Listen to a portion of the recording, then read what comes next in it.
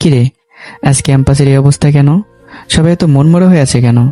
আসিফ দীর্ঘ শ্বাস ফেলে একটু হেসে বলল, তুমি কিছুই বুঝো না, জানো না আগামীকাল অর্থের ম্যামের বিয়ে।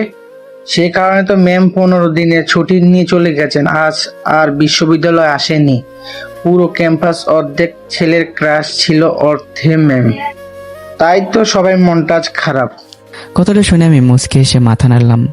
অন্যের ব্যক্তিগত জীবন নিয়ে ভাবার মতো সময় বা অবকাশ আমার জীবনে নেই। সামনে এখন অনেক পথ, অনেক লড়াই। চুপচাপ নিজের ব্যাগটা কাঁধে তুলে নিয়ে ক্লাসরুমের দিকে হাঁটতে শুরু করলাম। বিশ্ববিদ্যালয়ে ক্লাস শেষ করে প্রতিদিনের মতোই আমি ছুটে চলে যেতাম কর্মস্থলে। সন্ধ্যা 6টা থেকে রাত 12টা পর্যন্ত 5 তারকা হোটেলের ব্যস্ততা সামলে যখন গভীর রাতে বাসায় ফিরতাম, তখন পৃথিবীর সমস্ত ক্লান্তি যেন এক মুহূর্তে মিলে যেত ছোট্ট মেয়ে রিয়ার মুখটা দেখেই। সারাদিনের কষ্ট, অপমান, সংগ্রাম সব ভুলে গিয়েই মেয়েটাকে বুকে জড়িয়ে নিতাম। কখনো তাকে গল্প শোনাতাম, কখনো খেলতাম, আবার কখনো নিঃশব্দে তার নিষ্পাপ মুখটার দিকে তাকিয়ে থাকতাম। মনে হতো এই ছোট্ট মানুষটি আমার বেঁচে থাকার একমাত্র কারণ। যে বৃদ্ধ মহিলাটির বাসায় ভাড়া থাকতাম, তিনি না থাকলে আমার জীবন আরও দুর্বিষয় হয়ে উঠত। নিজের নাতনির মতো করে রিয়া দেখাশোনা করতেন তিনি। আমি প্রতিদিন কৃতজ্ঞ চোখে ভাবতাম, রক্তের সম্পর্ক না থাকলেও কিছু মানুষ আপন হয়ে যায়, আর রক্তের সম্পর্ক থাকলেও কেউ কেউ সারা জীবন পরই থেকে যায়। অন্যদিকে ধুমধাম আয়োজনের মধ্যে দিয়েই পাভেল ও নিহার বিয়ে সম্পন্ন হলো। আলোকসজ্জা, হাসি, আনন্দ আর অতিথিদের কোলাহলের মুখর ছিল পুরো অনুষ্ঠান। অথচ সেই আনন্দের ভিড়ে কোথাও একবারও উচ্চারিত হলো না ছোট্ট রিয়ার নাম। মনে হলো নিজের কোলের সন্তানটির অস্তিত্ব যেন ধীরে ধীরে মুছে ফেলেছে নিহা। বিয়ের কয়েকদিন পর নিহার মা পাভেলকে ঘরে ডেকে একটি ব্যাগ তার হাতে তুলে দিলেন। মৃদু হেসে বললেন, পাবেল বাবা, এখানে 15 লক্ষ টাকা আছে। নিহা তার আগের স্বামীর কাছ থেকে দেনমোহরের টাকা পেয়েছে, আর বাকি 5 লক্ষ আমরা কিছু জমানো টাকা আর কিছু ধার করে জোগাড় করেছি। সব মিলিয়ে 15 লক্ষ টাকা তোমার হাতে তুলে দিলাম। পাভেল ব্যাগটির দিকে তাকিয়ে শান্ত গলায় বলল, মা, এখন তো এই টাকার দরকার নেই, পরে দিলেও চলতো। যখন প্রয়োজন হতো তখন নিতাম। নিহার মা মাথা নেড়ে বললেন, না বাবা, আমাদের কাছে থাকলে খরচ হয়ে যাবে। তোমার কাছে থাকুক। তুমি ইফতালিতে গিয়ে আগে মিহাকে নিয়ে যাবে, তারপর সুযোগ বুঝে আবিরকেও নিয়ে যেও। যদি আরো টাকা দরকার হয় তখন আমরা আবার ব্যবস্থা করব। পাভেল মুচকে এসে বলল, অবশ্যই মা, আবির তো এখন আমারও দায়িত্ব, চিন্তা করবেন না। পরদিন সকাল ভোরে ঘুম থেকে উঠেই আমি নিজের আর রিয়ার কাপড় দিয়ে রোদে মেলে দিলাম। ছোট্ট মেয়েটিকে খাইয়ে গোসল করে সারাদিন তার সঙ্গে কাটালাম। বিকেলের দিকে কিছুক্ষণ খেলাধুলা করলাম দুজনে। তারপর সন্ধ্যা নামতেই রিয়াকে বৃদ্ধা আন্টির কাছে রেখে বেরিয়ে পড়লাম। আজ আমাকে কথা রাখতে হবে। আনিসুর রহমানের মেয়ে ঐথির বিয়েতে আমি অবশ্যই যাব, এই প্রতিশ্রুতি আমি দিয়েছিলাম। চট্টগ্রাম শহরের একটি স্বনামধন্য কমিউনিটি সেন্টারের সামনে গিয়ে দাঁড়াতেই আমি থমকে গেলাম। চারদিকে চোখ ধাঁধানো আলোকসজ্জা, ফুলের বাহার, বিশাল গেট, দামি গাড়ির সারি, সব মিলে যেন রাজকীয় এক আয়োজন। এক নজর দেখলেই বোঝা যায় এই বিয়ের পিছনে কোটি কোটি টাকা ব্যয় হয়েছে। আমি বিস্মিত চোখে চারপাশে তাকিয়ে মনে মনে বললাম, আনিসুর রহমান তো বলেছিলেন শেষ সম্বল ভিটেমাটি বিক্রি করে মেয়ের চিকিৎসা করছেন। তাহলে এত বড় অনুষ্ঠান সম্ভব হলো কিভাবে? নাকি সবকিছুই করেছেন ঐথির হবু স্বামী আরিয়ান? ভাবনাগুলো বুকের ভেতর ঘুরপাক খেলো। আর কিছু ভাবলাম না। ভেতরে ঢুকতে আনিসুর রহমান আমাকে দেখিয়ে গেলেন। স্নেহ ভরে কাঁধে হাত রেখে কিছুক্ষণ খোঁজ খবর নিলেন। এরপর আমি অতিথিদের আপ্যায়নে হাত লাগিয়ে দিলাম। কখন ওই থেকে একবারের জন্য দেখিনি আমি। হঠাৎই বাইরে হইচই শুরু হয়ে গেল। বরযাত্রী এসে গেছে। চারদিকে আনন্দের ঢেউ হয়ে গেল। সবাই দ্রুত মূল ফটকের দিকে ছুটে গেল বরকে বরণ করার জন্য। কিন্তু পরের মুহূর্তে এমন কিছু ঘটল যার জন্য কেউ প্রস্তুত ছিল না। গাড়ি থেকে নেমেই আরিয়ান ও তার পরিবারের সদস্যরা কোনো আনুষ্ঠানিকতা ছাড়াই দ্রুত ভেতরে ঢুকে পড়ল। এরপর বজ্রকণ্ঠে চিৎকার করে বলে উঠল আরিয়ান, এই বিয়ে হবে না, এখানকার সব আয়োজন এখনই বন্ধ করে দিন। এক মুহূর্তে যেন থেমে গেল সানাইয়ের সুর। নিস্তব্ধ হয়ে গেল পুরো কমিউনিটি সেন্টার। যেখানে কয়েক সেকেন্ড আগেও হাসি ছিল, আনন্দ আর কোলাহল ছিল, সেখানে এখন নেমে এলো ভয়ঙ্কর এক নীরবতা। মনে হচ্ছিল উৎসব মুখর বিয়েবাড়িটি মুহূর্তে যেন শোকের বাড়িতে পরিণত হয়েছে। আনিসুর রহমান বিস্ফোরিত চোখে আরিয়ানের দিকে তাকিয়ে রইলেন। কি করছে কিছু যেন তিনি বুঝতে পারছেন না। এদিকে কমিউনিটি সেন্টারে পার্লার রুমে বসে থাকা ঐথি যখন খবরটি শুনল, তখন তার মাথা ঝিমঝিম করে উঠল। পৃথিবী যেন চোখের সামনে ঘুরে উঠল। মুহূর্তের মধ্যে ভারসাম্য হারিয়ে মেঝেতে লুটিয়ে পড়ল সে। সবাই যখন আতঙ্কে ছোটাছুটি করছে, আমি তখন নিঃশব্দে একটু দূরে সরে গিয়ে এক কোণে দাঁড়িয়ে রইলাম। এই পারিবারিক বিষয়ে হস্তক্ষেপ করার কোনো অধিকারই আমার নেই, তবু অদ্ভুত এক অস্বস্তি বুকের ভেতরে জমাট বাঁধতে লাগলো। কিছুক্ষণ পর নিজেকে সামলে নিয়ে আনিসুর রহমান মেয়েকে সঙ্গে নিয়ে আরিয়ানের সামনে এসে দাঁড়ালেন। ওইটি কাঁপা কণ্ঠে বললেন, আরিয়ান হঠাৎ এমন কথা বলছে কেন? আমাদের এত বছরের সম্পর্ক, এত বিশ্বাস, সবকিছু ভুলে গিয়ে আজ এমন সিদ্ধান্ত নিলে কেন? ঐতির ভেজা চোখ আরিয়ানের দিকে তাকিয়ে রইল। তার বুকের ভেতর তখন একটা প্রশ্নে ঘুরপাক খাচ্ছে। কি এমন ঘটেছে যার জন্য বিয়ের আসরে সবকিছু ভেঙে দিতে চলে এসেছে আরিয়ান? ঠিক তখনই আরিয়ান ক্রোধে ফেটে পড়ল। তার চোখ দুটো রক্তিম, কণ্ঠে জমে থাকা ক্ষোভ যেন আর ধরে রাখতে পারছিল না। অথই, আমি তোমাকে মন থেকে ভালোবেসেছিলাম, কিন্তু তুমি আর তোমার বাবা আমাকে ধোকা দিয়েছো। কথাটা শুনে ঐতি আনিসুর রহমান দুজনে যেন পাথর হয়ে গেলেন। মুহূর্তের মধ্যে তাদের মুখের রং বদলে গেল। বুকের ভেতরে ধুকপুক শব্দ যেন চারপাশে নীরবতাকেও ছাপিয়ে উঠল। নিজেকে কোনোরকম সামলে নিয়ে ঐতি কাঁপা গলায় বলল, আমি আর বাবা তোমাকে ধোকা দিয়েছি? আমরা এমন কি করেছি যার জন্য তুমি এত বড় অভিযোগ করছো? আরিয়ানার এক মুহূর্ত নিজেকে সংযত রাখতে পারল না। পাশে দাঁড়িয়ে থেকে নিজের মা বাবা ও আত্মীয় স্বজনদের দিকে একবার তাকিয়ে উচ্চস্বরে বলল, তোমার 2টি কিডনি নষ্ট, এই সত্যিটা তোমরা আমাদের কাছ থেকে লুকিয়ে রেখেছো। এটাকে যদি ধোকাবাজি না বলে তাহলে আর কি বলবো? বজ্রপাতের মতো কথাগুলো আশ্রে পড়ল আনিসুর রহমান ও ঐথির বুকে। মনে হলো মাথার উপরের আকাশটা এক মুহূর্তে ভেঙে পড়েছে, পায়ের নিচের মাটিটাও সরে গেছে। আরিয়ান গভীর শ্বাস নিয়ে আবার বলল, অর্থই, তুমি নিঃসন্দেহে খুব সুন্দর। তোমাকে একবার দেখলে যে কোনো ছেলে দ্বিতীয়বার না ভেবেই বিয়ে করতে রাজি হবে। আমিও হয়েছিলাম, কিন্তু সৌন্দর্য দিয়ে সারা জীবন চলে না। আমি এমন একজন মানুষকে বিয়ে করতে পারবো না যার চিকিৎসার ভার সারা জীবন আমার কাঁধে থাকবে। তাই আজ এই মুহূর্তে আমি এই বিয়ে ভেঙে দিচ্ছি। কথাগুলো শেষ করে আরিয়ান ঘুরে দাঁড়ালো। ঐথি ছুটে গিয়ে তার পথ আটকে দাঁড়ালো। আরিয়ান প্লিজ, অন্তত আমার কথাটা একবার শোনো। আমি সবকিছু বলছি, তোমার থেকে আমার জন্য কোনো প্রকার চিকিৎসার টাকা খরচ করতে হবে না। আনিসুর রহমান ও কাঁপা হাতে তাকে থামানোর চেষ্টা করলেন। বাবা, এমন করো না। মানুষের জীবনে অসুখ আসতেই পারে, একবার ভেবে দেখো। কিন্তু আরিয়ান একবারও পিছন ফিরে তাকালো না। নিজের পরিবারের সবাইকে নিয়ে ধীরে ধীরে কমিউনিটি সেন্টার থেকে বেরিয়ে গেল। তার চলে যাওয়ার সঙ্গে সঙ্গে যেন পুরো অনুষ্ঠানের প্রাণটাই নিভে গেল। একের পর এক আত্মীয় স্বজন বিদায় নিতে শুরু করলো। যাওয়ার সময় কেউ সহানুভূতি দেখালো না, বরং বিষাক্ত কথার তীর ছুড়ে দিল। 2টা কিডনি নষ্ট মেয়ের কথা লুকিয়ে বিয়ে দিতে চেয়েছিল, এ কেমন পরিবার?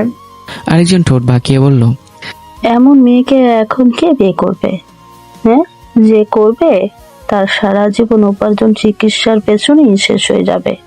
আরো কত রকমের তির্যক মন্তব্য চারদিক থেকে ভেসে বেড়াতে লাগলো। কিছুক্ষণ আগে যে কমিউনিটি সেন্টারে হাসি আনন্দের মুখর ছিল, মুহূর্তের মধ্যে সেটি যেন শোকবদ্ধ এক ধরনের কবরস্থানে পরিণত হলো। সবকিছু সহ্য করতে না পেরে আনিসুর রহমান হঠাৎ টলমড় করে উঠলেন। মনে হলো এই বুঝে জ্ঞান হারিয়ে মাটিতে লুটিয়ে পড়বেন। ঐতি আতঙ্কিত হয়ে দ্রুত তার বাবাকে জড়িয়ে ধরল। বাবা, কি হয়েছে তোমার? বাবা, আমার দিকে তাকাও। আনিসুর রহমান কষ্ট ভরা কণ্ঠে বললেন, তাড়াতাড়ি ডাক্তার শরীফকে খবর দে। বাবার কথা শুনে ঐতি আর এক মুহূর্ত দেরি করলো না। ব্যাগ থেকে মোবাইল বের করতে করতেই দ্রুত অন্যদিকে চলে গেল। ঐতি চোখের আড়াল হতেই আশ্চর্যজনকভাবে আনিসুর রহমান ধীরে সোজা হয়ে উঠে দাঁড়ালেন। তার চোখে তখন অন্যরকম এক দৃঢ়তা। তিনি চারদিকে তাকিয়ে কাউকে খুঁজতে লাগলেন। একসময় হলরুমের এক কোণে মাথা নিচু করে নীরবে বসে থাকা আমাকে দেখতে পেলেন। ধীরে ধীরে আমার সামনে এসে দাঁড়ালেন। পরের মুহূর্তে এমন কিছু করলেন যা কল্পনাও করিনি আমি। আনিসুর রহমান দুহাত জোর করে আমার সামনে দাঁড়িয়ে পড়লেন। কাঁপা কণ্ঠে বললেন, বাবা, একটা অসহায় বাবার কথা রাখবে? আল্লাহর দোহাই লাগে, আমাকে ফিরিয়ে দিও না। আমি হতবাক হয়ে গেলাম। তাড়াতাড়ি উঠে দাঁড়িয়ে দুহাত দিয়ে আনিসুর রহমানের হাত নামিয়ে দিয়ে বললাম, আঙ্কেল, আপনি এমন করবেন না। আমার সামর্থ্যের মধ্যে যা চাইবেন, আমি আমার পক্ষে সম্ভব যদি হয়, আমি কথা দিচ্ছি আমি আপনাকে ফিরিয়ে দেব না।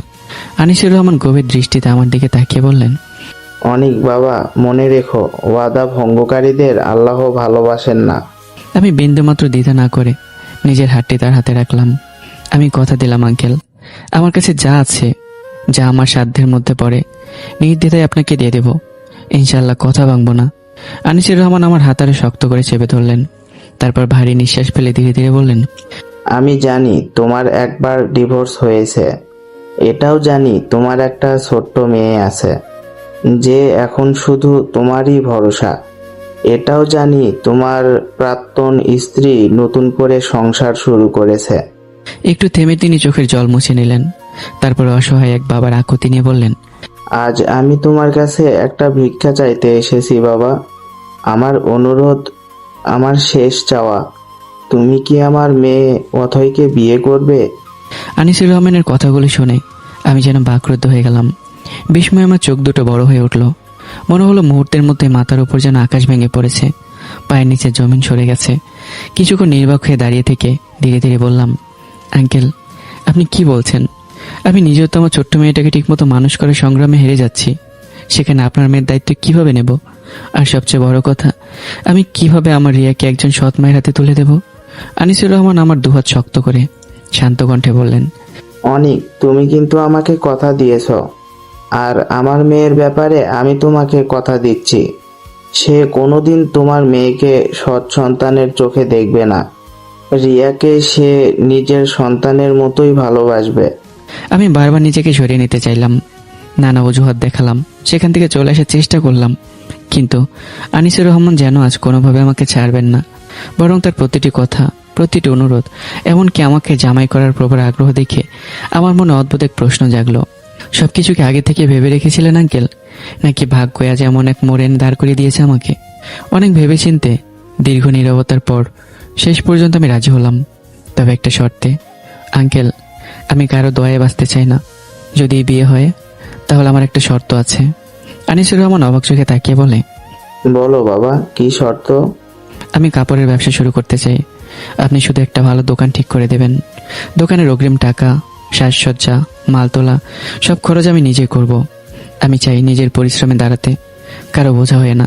আনিসুর রহমানের মুখে তৃপ্তির হাসি ফুটে উঠল। আমি রাজি বাবা, তোমার আত্মসম্মানটাই আমাকে সবচেয়ে বেশি মুগ্ধ করেছে। এবার আমি আবারও নীরবে কমিউনিটি সেন্টারে এক কোণে গিয়ে বসে রইলাম। আমার বুকের ভেতর তখনও ঝড় বইছে। জীবন এত দ্রুত বদলে যাবে এই কথা আমি কখনো কল্পনাও করিনি। কিছুক্ষণ পর ডক্টর শফিক এসে আনিসুর রহমানকে পরীক্ষা নিরীক্ষা করলেন। সবকিছু দেখে তিনি গম্ভীর মুখে বললেন, অর্থে তোমার বাবার শারীরিক অবস্থা মোটেও ভালো নয়, হার্ট খুব দুর্বল হয়ে গেছে। এখন তাকে কোনো ধরনের মানসিক চাপ দেওয়া যাবে না, অতিরিক্ত দুশ্চিন্তা তার জীবনের জন্য ঝুঁকিপূর্ণ হতে পারে। ডক্টরের কথা শুনে ঐথির বুক কেঁপে উঠল। সে বাবার হাত শক্ত করে ধরে কান্না ভেজা কণ্ঠে বলল, বাবা, আরিয়ান আমাকে ছেড়ে চলে গেছে, বিয়েটাও ভেঙে দিল। এখন আমি কি করব? কিন্তু তুমি যদি এভাবে ভেঙে পড়ো তাহলে আমি বাঁচবো কিভাবে? মাকে হারিয়ে একবার ইতিম হয়েছি, তোমাকেও হারাতে চাই না বাবা, কখনো না। আনিসুর রহমান মেয়ের মাথায় হাত রেখে ধীরে ধীরে বললেন, তাহলে আমাকে একটা কথা দে, আমি এখন যাকে বলবো তুই তাকেই বিয়ে করবি, আজ এই মুহূর্তে। ঐতি যেন নিজের কানকে বিশ্বাস করতে পারছিল না। সে বিস্ময়ে তার বাবার দিকে তাকিয়ে বলল, এই মুহূর্তে বিয়ে? কিন্তু পাত্র কোথায়? কে সে? আমি কি তাকে চিনি? পাশে দাঁড়িয়েছিলেন ডক্টর শফিক। বহু বছরের বন্ধুর মুখের দিকে তাকিয়ে তিনি মৃদু হেসে নীরবে বাবা মেয়ের কথোপকথন দেখছিলেন। আনিসুর রহমান শান্ত কণ্ঠে বললেন, সব জানার দরকার নেই মা, শুধু এতটুকু বিশ্বাস রাখ, তোর বাবা কোনোদিন তোর জন্য অমঙ্গল চাইবে না। ছেলেটা খুব ভালো। তবুও তিনি একবারের জন্য মুখ ফুটে বললেন না। যে মানুষটি নিজের একটি কিডনি দিয়ে ওই থেকে নতুন করে জীবন ফিরিয়ে দিয়েছেন, সেই মানুষটি আজ তার ভবিষ্যৎ স্বামী হতে যাচ্ছেন। ঐতি বাবার মুখের দিকে স্থির হয়ে তাকিয়ে রইল। একদিকে আরিয়ানের নির্মম বিশ্বাসঘাতকতা, অন্যদিকে বাবার অসহায় মুখ। দুটি দৃশ্য একসঙ্গে তার হৃদয়কে বিদীর্ণ করে দিচ্ছিল। শেষ পর্যন্ত বাবার চোখের জল আর অসহায়ত্বের কাছে নিজের সব প্রশ্ন হার মেনে গেল। সে আস্তে করে মাথা নাড়ল। ঠিক আছে বাবা, তোমার সিদ্ধান্তই আমার সিদ্ধান্ত। আর সেই সিদ্ধান্তের পর আর কোনো বিলম্ব হলো না। সাক্ষী হিসেবে উপস্থিত কয়েকজন বিশ্বস্ত মানুষ, ডক্টর শফিক এবং কাজীর উপস্থিতিতে অত্যন্ত সাদামাটা আয়োজনের মধ্যে সম্পন্ন হয়ে গেল আমার ঐথির বিয়ে। অদ্ভুত এক নিয়তির খেলায় একই ছাদের নিচে বসে আমরা এখন স্বামী স্ত্রী হয়ে গেলাম। তবুও তখন আমরা কেউ কাউকে দেখিনি। ঐথি জানতো না তার নতুন স্বামী সেই মানুষ যার একটি কিডনি আজ তার শরীরে স্পন্দিত হচ্ছে। আর আমিও জানতাম না যে মেয়েটিকে ভাগ্য লিখন আমি বিয়ে করলাম সেই বিশ্ববিদ্যালয়ের কঠোর স্বভাবের শিক্ষক ঐথি তাবাচ্ছুম, যাকে ভুলবশত একদিন সবার সামনে চুমু খেয়ে পুরো ক্যাম্পাসে আলোড়ন তুলেছিলাম। ঐথির বুকের ভেতর যেন একসঙ্গে হাজারো ঝড় তাণ্ডব চালাচ্ছিল। চোখের জল থামছিল না, অথচ সেই জল মুছে দেওয়ার মতো একজন মানুষ আজ তার পাশে নেই। একদিকে বহু বছরের ভালোবাসার মানুষ আরিয়ান, যার হাত ধরে সে সারা জীবন পথ চলার স্বপ্ন দেখেছিল, সেই মানুষটি আজ শত মানুষের সামনে তাকে অপমান করে অবিশ্বাসী দৃষ্টিতে তাকিয়ে মাঝপথে ফেলে চলে গেছে। অন্যদিকে ভাগ্যের কি নির্মম পরিহাসে কয়েক মিনিটের ব্যবধানে তাকে বিয়ে করতে হয়েছে এমন একজন মানুষকে, যার নাম ছাড়ার কিচ্ছু সে জানে না, এমনকি একবারের জন্য তার মুখটাও দেখা হয়নি। জীবন যে এভাবে মুহূর্তের মধ্যে সমস্ত হিসাব নিকাশ বদলে দিতে পারে তা ঐথি কখনো কল্পনাও করেনি। কমিউনিটি সেন্টারের বাইরে একটি প্রাইভেট কার দাঁড়িয়েছিল। গাড়ির ভেতরে জানালার পাশে নিশ্চুপ হয়ে বসেছিল ঐথি, মাথা নিচু, চোখ দুটো অশ্রুসিক্ত। জানালার কাছে নিজের অস্পষ্ট প্রতিবিম্ব দেখে তার মনে হচ্ছিল এ যেন সে নয়, অন্য কারো ভাঙাচোরা জীবন। অন্যদিকে গাড়ি থেকে কয়েক কদম দূরে দাঁড়িয়ে আনিসুর রহমানের সঙ্গে কথা বলছিলাম আমি। কিছুক্ষণ নীরব থাকার পর বললাম, আচ্ছা আঙ্কেল, একটা বিষয় আমার মাথায় কিছুতে আসছে না। মিস্টার আরিয়ান কিভাবে জানলো যে ঐথির 2টা কিডনি নষ্ট ছিল? আর আপনারা তো কাউকে বলেননি যে ওর ইতিমধ্যে একটা কিডনি প্রতিস্থাপন করা হয়েছে। তাহলে এইসব খবর তার কাছে পৌঁছালো কিভাবে? প্রশ্নটা শুনে আনিসুর রহমান দীর্ঘ একটা নিঃশ্বাস ফেললেন, মুখে যেন ক্লান্তির ছাপ। তিনি ধীরস্বরে বললেন, আমি নিজেও জানি না বাবা, তবে একটু পরিস্থিতি শান্ত হোক, তারপর সবকিছু খুঁজে বের করব। এখন তুমি গাড়িতে গিয়ে বসো। আমি আর কোনো প্রশ্ন করলাম না, নিঃশব্দে মাথা নেড়ে গাড়ির দিকে এগিয়ে গেলাম। এর মধ্যেই আমি যেই বাসায় থাকি সেই বয়স্ক মহিলা আন্টিকে সবকিছু খুলে বললাম। তিনিও খুশি মনে আমার বউকে নিয়ে আসতে বলেছেন, কারণ তিনি সারাদিন বাড়িতে একা থাকেন। এদিকে ঐথি তখনও জানালার বাইরে অন্ধকারে তাকিয়ে অশ্রু বিসর্জন দিচ্ছিল। দরজা খুলে আমি গাড়িতে উঠে বসলাম, কিন্তু আশ্চর্যের বিষয়ে দুজনের একজন আরেকজনের দিকে একবারও তাকালাম না। ঐথির মনে এখন আরিয়ানের বিশ্বাসঘাতকতার ক্ষত তাজা। আর এদিকে আমি, আমার নিজের জীবনও তো তখন সুখের ছিল না। ভাঙা সংসার, ছোট্ট মেয়ের ভবিষ্যৎ, নিজের অসহায় বাস্তবতা, এসবের ভারে আমার হৃদয় আজ ক্লান্ত। নতুন বিয়ে নিয়ে কোনো স্বপ্ন, কোনো অনুভূতি, কোনো প্রত্যাশা কিছুই অবশিষ্ট নেই আমার মধ্যে। একই গাড়িতে পাশাপাশি বসে থাকা দুজন মানুষ, কিন্তু দুজনের মাঝখানে নীরবতার দূরত্ব যেন কয়েক আলোকবর্ষ।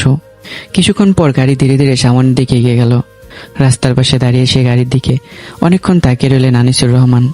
তারপর ঠোঁটের কোণে ধীরে ধীরে ফুটে উঠল এক রহস্যময় হাসি। মনে মনে তিনি বললেন, অনেক, তুমি এখনো ভাবছো আরিয়ানের কানে এই খবরগুলো পৌঁছালো কিভাবে?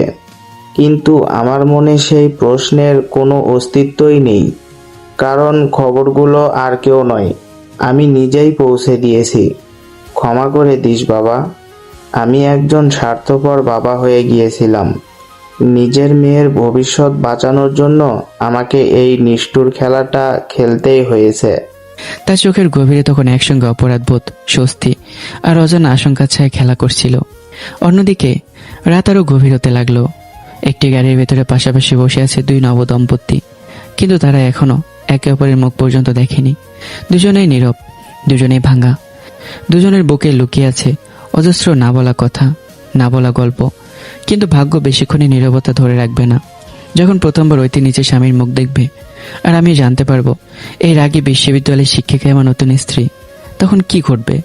ঐতির আগুনের মতো রাগের সামনে কি আমি নিজেকে সামলে রাখতে পারবো, নাকি সে আগুনে পড়ে আমাদের নতুন জীবনের প্রথম অধ্যায়ে অশান্তির দাবানলে রূপ নেবে?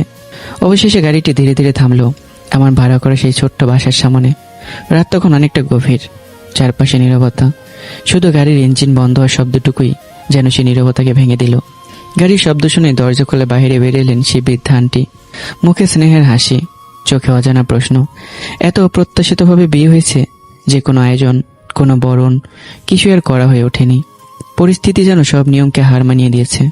আমি গাড়ি থেকে নেমে ক্লান্ত গলায় বললাম, আন্টি, বিয়েটা কিভাবে হলো সব পরে আপনাকে বলবো, এখনো কিছু খাইনি, যদি একটু খাবারের ব্যবস্থা করে দিতেন। কথা শেষ করে আমি ওয়াশরুমের দিকে চলে গেলাম। বৃদ্ধা আন্টি রান্নাঘর থেকে তাড়াতাড়ি কিছু খাবার এনে ঐতির সামনে রাখলেন, কিন্তু ঐতি মাথা নেড়ে ধীরে বলল, আমার খেতে ইচ্ছে করছে না। বৃদ্ধা মমতা ভরা কণ্ঠে হেসে বললেন, মা, মানুষ যত বড়ই কষ্টেই থাকুক না, খেয়ে থাকলে কষ্ট আরো বেড়ে যায়। 2 লোকমা খেয়ে নাও, আমাকে নিজের মা ভেবে নাও। সেই কণ্ঠে এমন এক অদ্ভুত মায়া ছিল যা উপেক্ষা করার শক্তি ঐথির হলো না। শেষ পর্যন্ত খুব অল্প করে কয়েক লোকমা মুখে তুলল সে। খেতে খেতে ধীরে জিজ্ঞাসা করলেন, বাবার মুখে শুনেছিলাম ওনার নাকি আগে ডিভোর্স হয়েছে আর একটা ছোট মেয়েও আছে। ঠিক তখনই হামাগুড়ি দিতে দিতে ছোট্ট রিয়া টলমল করে ঘরে ঢুকে পড়ল। তার নিষ্পাপ কণ্ঠে ভেসে এলো, বৃদ্ধানটি মুচকি এসে বললেন, ওই তো চলে এসেছে অনেকের রাজকন্যা, বাবাকে খুঁজতে খুঁজতে এসেছে। ওইটির রাগ ছিল প্রবল, কিন্তু তার হৃদয়টা ছিল আশ্চর্য রকমের কোমল। ছোট্ট রিয়ার নিষ্পাপ মুখের দিকে তাকাতে তার বুকের ভেতরে কঠিন বরফ যেন একটু একটু করে গলতে শুরু করলো। সে আলতো করে রিয়াকে কোলে তুলে নিল। শিশুটি নিষ্পাপ হাসি দিয়ে তার ওড়না আঁকড়ে ধরতেই ঐথির ঠোঁটের কোনো অজান্তেই এক ফোঁটা মলিন হাসি ফুটে উঠল। সে খুব স্বাভাবিকভাবেই শিশুটির মাথায় হাত বলে আদর করতে লাগলেন। দৃশ্যটা দেখে বৃদ্ধানটির চোখে যেন প্রশান্তির ছাপ ফুটে উঠল। তিনি বললেন, মা, রিয়াকে আমার কাছে দাও, আজকের রাতটাও আমার সঙ্গেই থাকবে। তোমরা দুজন নিজেদের মধ্যে কথা বলো। তোমাদের বিয়েটা তো আর স্বাভাবিকভাবে হয়নি, অনেক ভুল বোঝাবুঝি দূর করা দরকার। কথা শেষ করে তিনি রিয়াকে নিয়ে নিজের ঘরের দিকে চলে গেলেন। এদিকে আমি ওয়াশরুম থেকে বেরিয়ে এলাম। ঐতি নিজের সঙ্গে আনা 3 পিস পরে খাটের এক কোণে নিশ্চুপ হয়ে বসেছিল। ওয়াশরুমের দরজা খুলতেই হঠাৎ দুজনের চোখ একসঙ্গে মিলল। সময় যেন থেমে গেল। নীরবতা এমন ঘন হয়ে উঠল যেন বাতাসও চলাফেরা করতে ভুলে গেছে। দুজনের চোখে একই সঙ্গে বিস্ময়ে, অবিশ্বাস, হতবাক হয়ে যাওয়ার ছাপ। 1 মুহূর্ত, 2 মুহূর্ত, তারপর হঠাৎই দুজনে প্রায় একসঙ্গে চিৎকার করে উঠলাম। তুমি? ঐতি বিস্ফোরিত চোখে আমার দিকে তাকিয়ে রইল। তার ঠোঁট কাঁপছে, শ্বাস প্রশ্বাস দ্রুত হয়ে গেছে। মানে তোমার সাথেই আমার বিয়ে হয়েছে? সে 2 পা পিছিয়ে গেল। ও মাই গড, তুমি তুমি তো আমার স্টুডেন্ট, এটা কিভাবে সম্ভব? আমি আমি এখন বিশ্ববিদ্যালয়ের মুখ দেখাবো কিভাবে? আমি যেন পাথর হয়ে দাঁড়িয়ে আছি। আমার মাথায় যেন বজ্রপাত হয়েছে। বিশ্ববিদ্যালয়ে সে রাগী শিক্ষিকা, যাকে ভুলবশত চুমু খেয়ে আমি জীবনে সবচেয়ে বড় অপমান সহ্য করেছিলাম, আজ সে মানুষটি আমার বৈধ স্ত্রী। আমি কয়েকবার কথা বলার চেষ্টা করে ব্যর্থ হলাম। গলা শুকিয়ে যেন কাঠ হয়ে গেছে। অনেকক্ষণ পর নিজেকে সামলে নিয়ে বললাম, বিশ্বাস করুন, আমি সত্যি জানতাম না আপনি আঙ্কেলের মেয়ে। আজকের আগে আপনাকে আমি কখনোই পরিচয় দেখিনি। যদি একবারও জানতাম আপনার সাথে আমার বিয়ে হবে, তাহলে আমি কখনোই বিয়েতে রাজি হতাম না। অন্তত আপনার সম্মানের কথা ভেবে পিছিয়ে যেতাম। কথাগুলো বলার সময় আমার চোখে মুখে ছিল অসহায়ের ছাপ। আমার কণ্ঠে কোনো অভিনয় ছিল না, ছিল শুধু নির্মম বাস্তবতা। আমি আবারও বললাম, দেখুন, আমি আপনাকে বিয়ে করতে চাইনি। আপনার বাবা হয়তো বলেছেন আমার আগের স্ত্রী আমাকে ছেড়ে চলে গেছে, পরিস্থিতির চাপে এই বিয়েটা হয়েছে। তবে একটা কথা দিতে পারি, আমার কারণে আপনার সম্মানে কোনো আঁচ পড়তে দেব না। যতদিন একসঙ্গে থাকতে হয় আপনাকে সম্মান দিয়ে রাখবো। কথাগুলো শেষ হতেই ঐতি ঝড়ের বেগে উঠে দাঁড়ালো। মুহূর্তের মধ্যে এসে আমার গেঞ্জির কলা শক্ত করে চেপে ধরলো। রাগে তার চোখ দুটো রক্তিম হয়ে উঠেছে। দাঁতে দাঁত চেপে সে বলল, শুনে রাখো, পৃথিবীর সামনে কোনোদিনও আমি তোমাকে আমার স্বামী বলে পরিচয় দেব না, কখনো না। সে আরো ঝুঁকে এলো। তোমার মতো একজন ফকিরের স্বামী হিসাবে মেনে নেওয়ার চেয়ে আমি সারা জীবন একা থাকবো। আর ভুলেও যদি আমাদের বিয়ের কথা কাউকে বলো, তাহলে মনে রেখো আমি তোমাকে ছেড়ে কথা বলবো না। ঐতি জোরে ধাক্কা দিয়ে আমাকে ছেড়ে দিল। আমি নিঃশব্দে দাঁড়িয়ে রইলাম। আমার মুখে কোনো প্রতিবাদ নেই, শুধু বুকের ভেতর যেন আবারও কেউ ছুরি দিয়ে চিড়ে দিল। মনে মনে আমি আকাশের দিকে তাকিয়ে ফিসফিস করে বললাম, হে আল্লাহ, আর কত অপমান আমার কপালে লিখে রেখেছেন। আর কতবার আমাকে ভেঙে পড়তে হবে। যত পরীক্ষা নেন, তবে ধৈর্য দান করুন। কিন্তু অপমানের শেষ তখনও হয়নি। ঐতি আবারও কঠিন কণ্ঠে বলল, আর একটা কথা ভালো করে শুনে রাখো, তোমার মেয়ের দায়িত্ব আমি নিতে পারবো না। আজকাল মানুষ নিজের সন্তানকেই ঠিকমতো মানুষ করতে পারে না, সেখানে আমি কেন অন্য সন্তানের দায়িত্ব নেব? কথাগুলো যেন বিষাক্ত তীর হয়ে আমার বুক ভেদ করলো। আমার চোখ ভিজে উঠল, কিন্তু আমি চোখের জল ফেললাম না, কারণ আমি বুঝে গেছি জীবন আমাকে আবারও নতুন এক পরীক্ষার সামনে দাঁড় করিয়ে দিয়েছে। এবার শুধু আমার নিজের জন্য নয়, আমার ছোট্ট মেয়ে রিয়ার জন্যও লড়তে হবে। রাগে, অপমানে আর ঘৃণায় জ্বলতে থাকা ঐতি হঠাৎই পাশের বালিশটা তুলে আমার দিকে ছুঁড়ে মারল। আপনি যেখানে ইচ্ছা সেখানে শুয়ে পড়ুন, কিন্তু ভুলেও আমার পাশে এই খাটে ঘুমানোর চেষ্টা করবেন না। বালিশটা এসে আমার বুকে লাগলো, কিন্তু আমি কোনো প্রতিবাদ করলাম না। ধীরে ধীরে বালিশটা তুলে নিয়ে মেঝেতে রাখলাম। তারপর নিঃশব্দে শুয়ে পড়লাম। ঘর জুড়ে নেমে এলো এক অদ্ভুত নীরবতা, কিন্তু সেই নীরবতার ভেতরেও আমার বুকের ভেতর যেন তাণ্ডব বয়ে চলেছে। হাজারো প্রশ্ন, হাজারো অপমান, হাজারো যন্ত্রণা একসঙ্গে আমার হৃদয়টাকে টুকরো টুকরো করে দিচ্ছে। মনে হচ্ছিল আল্লাহ যেন আমাকে প্রতিটি মুহূর্তে ধৈর্যের নতুন পরীক্ষা নিচ্ছেন। ঠিক তখনই আবার বেশি হলো ঐথির কণ্ঠ। সেই ছাদের দিকে তাকিয়ে ধীরে ধীরে বলল, আচ্ছা, আমার বাবা আপনার মধ্যে এমন কি দেখলেন যে আমার মতো একটা মেয়েকে আপনার মতো একটা ফকিন্নি মার্কা ছেলের সঙ্গে বিয়ে দিয়ে দিলেন? ফকিন্নি, এই শব্দটা যেন শরীর ফলার মতো এসে আমার বুক চিরে দিল। একবার, দুবার, তিনবার একই অপমান বারবার শুনতে শুনতে এতক্ষণ ধরে নিজেকে সামলে রাখা মানুষটাও তার ধৈর্যের বাঁধ যেন অবশেষে ভেঙে গেল। আমি ধপ করে উঠে বসলাম। চোখ দুটো আমার লাল হয়ে আছে, বুকটা দ্রুত ওঠানামা করছে। তারপর অনেক কষ্টে চেপে রাখা ক্ষোভ বিস্ফোরিত হয়ে বেরিয়ে এলো। বারবার ফকিনি ফকিনি কেন বলতেছেন? আপনি কি একেবারে কোনো ধনী বাপের দোলালি? আপনার বাবা তো একটা কোম্পানির সাধারণ কর্মচারী ছিলেন। শেষ সম্বল ভিটে বাড়ি বিক্রি করে আপনার অপারেশন করিয়েছেন। সেই মানুষটির মেয়ে এত বড় বড় কথা কোন মুখে বলেন? কথাগুলো শুনে ঐথি যেন বিদ্যুৎ স্পষ্ট হয়ে গেল। সে ঝটকা মেরে উঠে বসে বিস্ময়ে বড় বড় চোখ নিয়ে আমার দিকে তাকিয়ে রইল। কি বললেন আপনি? আমার বাবা সাধারণ কর্মচারী? তার কণ্ঠে এবার আগের চেয়ে বিস্ময়ে বেশি। আপনাকে কে বলেছে এসব? আপনি কি আমার বাবাকে চেনেন? এদেশের অনেক মন্ত্রী মিনিস্টারও আমার বাবার নাম নেওয়ার আগে 100 বার চিন্তা করে। এবার ক্ষুব্ধ হয়ে গেলাম আমি কিছুক্ষণ ঐথির মুখের দিকে তাকিয়ে রইলাম, যেন নিজের কানকে বিশ্বাস করতে পারছিলাম না। তারপর আবারও বললাম, তাহলে আপনি চাকরি করেন কেন? আর আপনার বাবা মাকে মিথ্যা বললেন কেন? উনি নিজেই তো বলেছেন তিনি একটা সাধারণ কোম্পানিতে চাকরি করেন।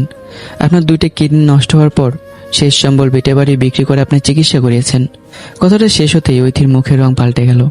মুহূর্তের মধ্যে তার সমস্ত রাগ কোথায় যেন হারিয়ে গেল। চোখে ভেসে উঠল গভীর বিস্ময়। সে প্রায় চিৎকার করে বলল, কি বলছেন আপনি? বাবা এমন কথা বলেছেন? উনি বলেছেন উনি সাধারণ কর্মচারী? উনি বলেছেন আমার চিকিৎসার জন্য ভিটে বাড়ি বিক্রি করেছেন? হ্যাঁ, উনি আমাকে এটাই বলেছেন। তাই বলছিলাম আপনার মুখে ফকিনি শব্দটা মানায় না। কিন্তু এবার ঐথির ভেতরে আগুন আবারও জ্বলে উঠল।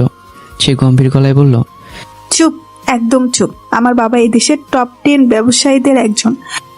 আর গ্রুপ অফ ইন্ডাস্ট্রির কর্ণধার তিনি। বিশ্বাস না হলে মোবাইলে বাবার নাম সার্চ দিয়ে দেখুন, ছবি থেকে শুরু করে সব তথ্য চলে আসবে। আর আমি ভার্সিটি চাকরি করি, এটা আমার সবচেয়ে বড় ইচ্ছে বলতে পারেন। এই কথাগুলো শুনেই যেন আমার শরীর থেকে সমস্ত শক্তি বেরিয়ে গেল। আমার চোখ বিস্ফোরিত, হৃৎপিণ্ডটা এত জোরে দুকপুক করছে যেন এখনই বুক ছেড়ে বাইরে বেরিয়ে আসবে। তাহলে আঙ্কেল আমাকে মিথ্যা বললেন কেন? আমাকে মিথ্যা বলবো না, লাভটা কি? ঐথি দীর্ঘ শ্বাস ফেলল। এই প্রশ্নের উত্তর তার কাছেও নেই। জানি না, বাবার সঙ্গে দেখা হলে আমিও জিজ্ঞেস করব কেন উনি আপনার কাছে এমন মিথ্যা বলেছেন, সেটা আমিও জানতে চাই। কথা শেষ করে ঐথি অন্যদিকে মুখ ফিরিয়ে শুয়ে পড়ল। কিন্তু ঘুম আর কারো চোখে নেই। মেঝেতে শুয়ে থাকা আমি অন্ধকারের দিকে তাকিয়ে গভীর ভাবনায় ডুবে গেলাম। আমার মনে একের পর এক প্রশ্ন ঘুরপাক খেতে লাগলো। তাহলে আমি যাকে একজন সাধারণ কর্মচারীর মেয়ে ভেবে বিয়ে করলাম, সে আসলে দেশের অন্যতম বড় শিল্পপতির মেয়ে। আঙ্কেল কেন নিজের পরিচয় গোপন করলেন? কেন আমাকে মিথ্যা বললেন? এর পিছনে কি শুধু মেয়েরই বিয়ে, নাকি আরো বড় কোনো রহস্য লুকিয়ে আছে? ঐতিভাবে অন্য কথা। তার মানে উনি আমাকে একজন সাধারণ কর্মচারী সাধারণ মেয়ে ভেবেই বিয়ে করেছেন? উনি জানতোই না আমি একজন কোটিপতি বাবার একমাত্র মেয়ে? পরদিন সকাল, যে 15 দিনের ছুটি ঐথি নিয়েছিল তার শেষ পর্যন্ত পূর্ণ হলো না। ভালোবাসার মানুষকে হারানোর যন্ত্রণা, আকস্মিক বিয়ের ধাক্কা আর বুক ভরা অস্থিরতা নিয়ে সে আবারও বিশ্ববিদ্যালয়ের উদ্দেশ্যে বেরিয়ে পড়ল। এদিকে বিশ্ববিদ্যালয়ের মাঠের এক কোণে বসেছিল আসিফ, আমি এবং আমাদের কয়েকজন সহপাঠী। আমার সেই চুমুর ঘটনা এখনো পুরো বিশ্ববিদ্যালয়ের কিংবদন্তি। হঠাৎ বিশ্ববিদ্যালয়ের প্রধান গেট দিয়ে নীল শাড়ি পরে ঐথি ভেতরে প্রবেশ করতেই চারপাশে যেন ফিসফাস শুরু হয়ে গেল। শত শত চোখ একসঙ্গে তার দিকে ঘুরে গেল। আসিফ অবাক হয়ে বলে উঠল, আরে অনিক ভাই, অর্থ ম্যাডাম, ওনার তো বিয়ে হয়ে 15 দিনে ছুটির জন্য চলে গেছেন। তাহলে তো তাড়াতাড়ি চলে আসলেন কিভাবে? পাশ থেকে রাইসা মুচকি এসে বলল, পুরো বিশ্ববিদ্যালয়ের গ্রাস এসে গেছে। ওনার রাগটাকে সবাই যদি এত ভয় না পেত, তাহলে প্রতিদিন অন্তত 50টা বিয়ের প্রস্তাব পেতেন ম্যাডাম। কথাটা শেষ হতেই মুন্না এসে সামনে এগিয়ে এলো। তার সঙ্গে আতিক, সুজন সহ আরো কয়েকজন। মুন্না ঠোঁটে দুষ্ট হাসি টেনে বলল, রাইসা বেবি, তুমি তো কমেই বলেছ। 50টা কেন, 100টা প্রস্তাবেও কম হতো। সত্যি বলতে কি, আমি নিজেও সুযোগ পেলে অথই ম্যাডামকে বিয়ের প্রস্তাব দিতাম। যে মানুষটা ওনাকে স্ত্রী হিসেবে পাবে, সে নিজেকে পৃথিবীর সবচেয়ে ভাগ্যবান মানুষ বলেই মনে করবে। মুন্নার শেষ কথাটা শুনেই আমার বুকের ভেতরটা হঠাৎ কেঁপে উঠল। কারণ যে মানুষটাকে পুরো বিশ্ববিদ্যালয় স্বপ্নের রানী মনে করে, যাকে পাওয়ার জন্য অসংখ্য ছেলে প্রতিদিন কল্পনার জাল বনে, সেই মেয়েটাই আজ আমার বৈধ স্ত্রী। কিন্তু সেই সত্যটা এই মুহূর্তে জানে না বিশ্ববিদ্যালয়ের একজন মানুষও। আর যদি কোনোদিন সত্যিটা সবার সামনে প্রকাশ পায়, তাহলে এই বিশ্ববিদ্যালয়ে কি ঝড় উঠবে তা কল্পনা করতে আমার বুকের ভেতর অজানা আশঙ্কায় কেঁপে ওঠে। যে বিশ্ববিদ্যালয়ের ক্যাম্পাসটা কিছুক্ষণ আগের জন্য নিস্তব্ধ ও এক কবরস্থানের মতো নিষ্প্রাণ হয়েছিল, ঐথির আগমনে মুহূর্তের মধ্যেই সেখানে প্রাণ ফিরে এলো। চারদিকে আবার হাসির রোল উঠল। করিডোরে করিডোরে শুরু হলো ফিসফাস, আড্ডা, কোলাহল, যেন ক্যাম্পাসের প্রাণটাই ফিরে এসেছে। ঐতি ধীরে ধীরে পায়ে হেঁটে এগিয়ে এলো। একসময় এসে আমার সামনে এসে দাঁড়ালো। দুজনের চোখ এক মুহূর্তের জন্য মিলল। ঐতির চোখে তখনও সেই চিরচেনা কঠোরতা।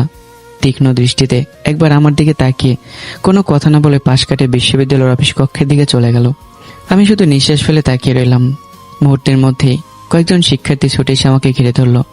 একজন হেসে বলল, অনেক ভাই, ম্যাডাম যেভাবে আপনার দিকে চোখ দিয়ে আগুন ঝরিয়ে গেল, আপনার তো এতক্ষণে ছাই হয়ে যাওয়ার কথা। আপনি এখনো দিব্যি সুস্থ ও সবল হয়ে বসে আছেন কিভাবে? কথাটা শেষ হতেই চারপাশে হু হু করে হাসির রোল পড়ে গেল। আমি অস্বস্তিতে মাথা নিচু করে হাসলাম। ঠিক তখনই মুন্নার বন্ধু আতিক এগিয়ে এসে দুষ্ট হেসে বলল, কিরে ভাই, সেদিন ম্যাডামকে কিস করলে, তারপরও শুধু কান ধরে উঠবোস করিয়ে ছেড়ে দিল।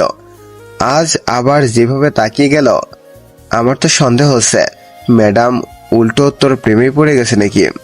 আতিকের কথা বলে শেষ হতে না হতেই মুন্না তার মাথায় হালকা একটা চাটি মেরে বলল, দূর বোকা, গতকালই তো ম্যাডামের বিয়ে হয়ে যাওয়ার কথা ছিল, এখনো ও অনেক ভাইয়ের প্রেমে পড়বে কেন? তবে একটা কথা, হয়তো ম্যাডামের ঠোঁটের প্রথম স্পর্শটাই ছিল অনেক ভাইয়ের। আবারও চারদিকে অট্টহাসি ঝড় বয়ে গেল। আমিও লজ্জায় একেবারে লাল হয়ে গেলাম। কিন্তু সেই লজ্জার আড়ালে আমার ঠোঁটের কোন অজান্তে এক চিলতে হাসি ফুটে উঠল। মনে মনে শুধু বললাম, একটা চুমুর গল্প দেখে তোমাদের এই অবস্থা। যেদিন জানবে তোমাদের এই বদরাকি ম্যাডামই আমার বৈধ স্ত্রী, সেদিন তোমাদের মুখের অবস্থা কেমন হবে সেটা ভাবতে আমার হাসি পাচ্ছে। তবে সেই হাসির আড়ালেও বুকের ভেতরে এক অদৃশ্য ভার হয়ে গেল। কারণ এই সম্পর্কের মধ্যে ভালোবাসার চেয়ে ভুল বোঝাবুঝি, অপমান আর অজানা রহস্যের সংখ্যায় বেশি। বিশ্ববিদ্যালয়ের ক্লাস শেষ করে আমি নিজের কর্মস্থলের উদ্দেশ্যে বেরিয়ে গেলাম। আর ঐথি সে সরাসরি চলে গেল নিজের বাবার কাছে। নিজ বাড়িতে ড্রয়িং রুমে গিয়ে সে চুপচাপ দাঁড়িয়ে রইল। আনিসুর রহমান মেয়ের মুখের দিকে তাকাতেই বুঝে গেলেন আর ঝড় আসছে। তবুও তিনি ঠোঁটের কোণে চাপা হাসি লুকিয়ে রেখে মৃদুস্বরে বললেন, এভাবে তাকিয়ে আছিস কেন? আমাকে মেরে ফেলবি নাকি? ভুলে যাস না, আমি কিন্তু তোর বাবা। কথাটা শুনেই ঐথি নিজেকে সামলাতে পারল না। তার জমে থাকা অভিমান বিস্ফোরিত হয়ে বেরিয়ে এলো। হিন্দি সিনেমায় সালমান খান, শাহরুখ খানও এত ভালো অভিনয় করতে পারবে না যতটা তুমি করেছো বাবা। কেন করলে এমন? তুমি কি জানো না আমি আরিয়ানকে কতটা ভালোবাসতাম, আজও ভালোবাসি। শেষ কথাটা বলতে গিয়ে তার গলা ভেঙে গেল। দু চোখ বেয়ে টপ টপ করে জল গড়িয়ে পড়তে লাগলো। ভালোবাসার মানুষকে হারানোর কষ্ট মানুষকে যতটা পোড়ায়, তার চেয়ে বেশি পোড়ায় সেই মানুষের দেওয়া অপমান। আনিসুর রহমান কিছুক্ষণ চুপ করে জানালার বাইরে তাকিয়ে রইলেন। তারপর ধীরে ধীরে বললেন, তুই আরিয়ানের জন্য কতটা পাগল ছিলি সেটা আমি জানি, কিন্তু তুই হয়তো জানিস না তোর সঙ্গে সম্পর্ক থাকা অবস্থাতেই আরিয়ান আরো দুটো মেয়ের সঙ্গে সম্পর্ক করেছে। শুধু সম্পর্ক নয়, সে তাদের দুজনকেই বিয়ে করেছিল। কথাগুলো যেন বজ্রপাত হয়ে আঘাত করলো ঐথির ওপর। তার শরীর কেঁপে উঠল, চোখ দুটো বিস্ফোরিত হয়ে গেল। মনে হলো বুকের ভেতরে হৃৎপিণ্ডটা যেন ছিঁড়ে বেরিয়ে আসবে। সে অস্পষ্ট স্বরে বলল, না না বাবা, এটা হতে পারে না। কিন্তু আনিসুর রহমান থামলেন না। গভীর স্বরে আবার বললেন, শুধু তাই নয়, সেই দুটি সংসারে আরিয়ানের দুটি কন্যা সন্তানও আছে। আরিয়ান আর তার মা মিলে ওই দুই স্ত্রীকে এমন অত্যাচার করেছে যে শেষ পর্যন্ত মেয়েগুলো নিজেরাই তাকে ডিভোর্স দিয়ে চলে গেছে। ঐতি চোখ থেকে অনবরত অশ্রু ঝরতে লাগলো। তার মনে হচ্ছিল এতদিন যে মানুষটাকে সে নিজের পৃথিবী ভেবেছিল, সে আসলে ছিল এক নির্মম প্রতারক।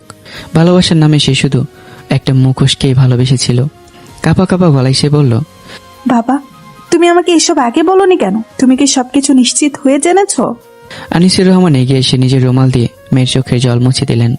তারপর শান্ত গলায় বললেন, সব খোঁজ নিয়েছি। শুধু খোঁজই নয়, সেই দুই মেয়ের ঠিকানা আর ফোন নাম্বারও আমার কাছে আছে। চাইলে তুই নিজেই কথা বলতে পারিস। ঐতি নিঃশব্দে বাবার মুখের দিকে তাকিয়ে রইল। আনিসুর রহমান এবারও নিচু স্বরে বললেন, জানিস আরিয়ান তোকে বিয়ে না করে কেন চলে গিয়েছিল? ঐতি নির্বাক দৃষ্টিতে তার বাবার দিকে তাকিয়ে রইল। আনিসুর রহমান ধীরে ধীরে সত্যিটা প্রকাশ করলেন, কারণ তোর কিডনির অপারেশনের খবর আমি নিজেই ওর কানে পৌঁছে দিয়েছিলাম। শুধু তাই নয়, আমি ওকে বলেছিলাম বিয়ের পর যদি কোনো প্রবলেম হয় তাহলে তোর সঙ্গে আরিয়ানের কিডনির মিল আছে। হয়তো একদিন ওকেই তোকে একটা কিডনি দিতে হতে পারে। বাকিটা শোনার শক্তি রইল না ঐথির। মুহূর্তের মধ্যে তার দুহাটু ভেঙে মেঝেতে পড়ে গেল। মনে হচ্ছিল কেউ যেন তার বুকের ভেতর থেকে সমস্ত বাতাস কেড়ে নিয়েছে। সে দুহাতে নিজের মুখ চেপে ধরে ফুপিয়ে কাঁদতে লাগলো। যে মানুষটার জন্য আমি বাবার সঙ্গে তর্ক করেছি, নিজের আত্মসম্মান পর্যন্ত বিসর্জন দিতে চেয়েছি, সেই মানুষটা আমার সৌন্দর্যকে ভালোবেসেছিল, আমাকে নয়। আমি অসুস্থ জেনেই সে আমাকে ফেলে চলে গেল। এত বছরের ভালোবাসা, এত প্রতিশ্রুতি, এত স্বপ্ন, সবই কি তাহলে মিথ্যা ছিল? প্রতিটি প্রশ্নের সঙ্গে সঙ্গে তার বুকের ভেতরটা যেন আরো একটু করে ভেঙে যাচ্ছিল। আর সে বুঝতে পারল ভালোবাসার অভিনয় করা সহজ, কিন্তু বিপদের দিনে পাশে দাঁড়ানোই সত্যিকারের ভালোবাসার পরিচয়। আরিয়ান ভালোবাসেনি, সে শুধু ঐথির রূপকে ভালোবেসেছিল।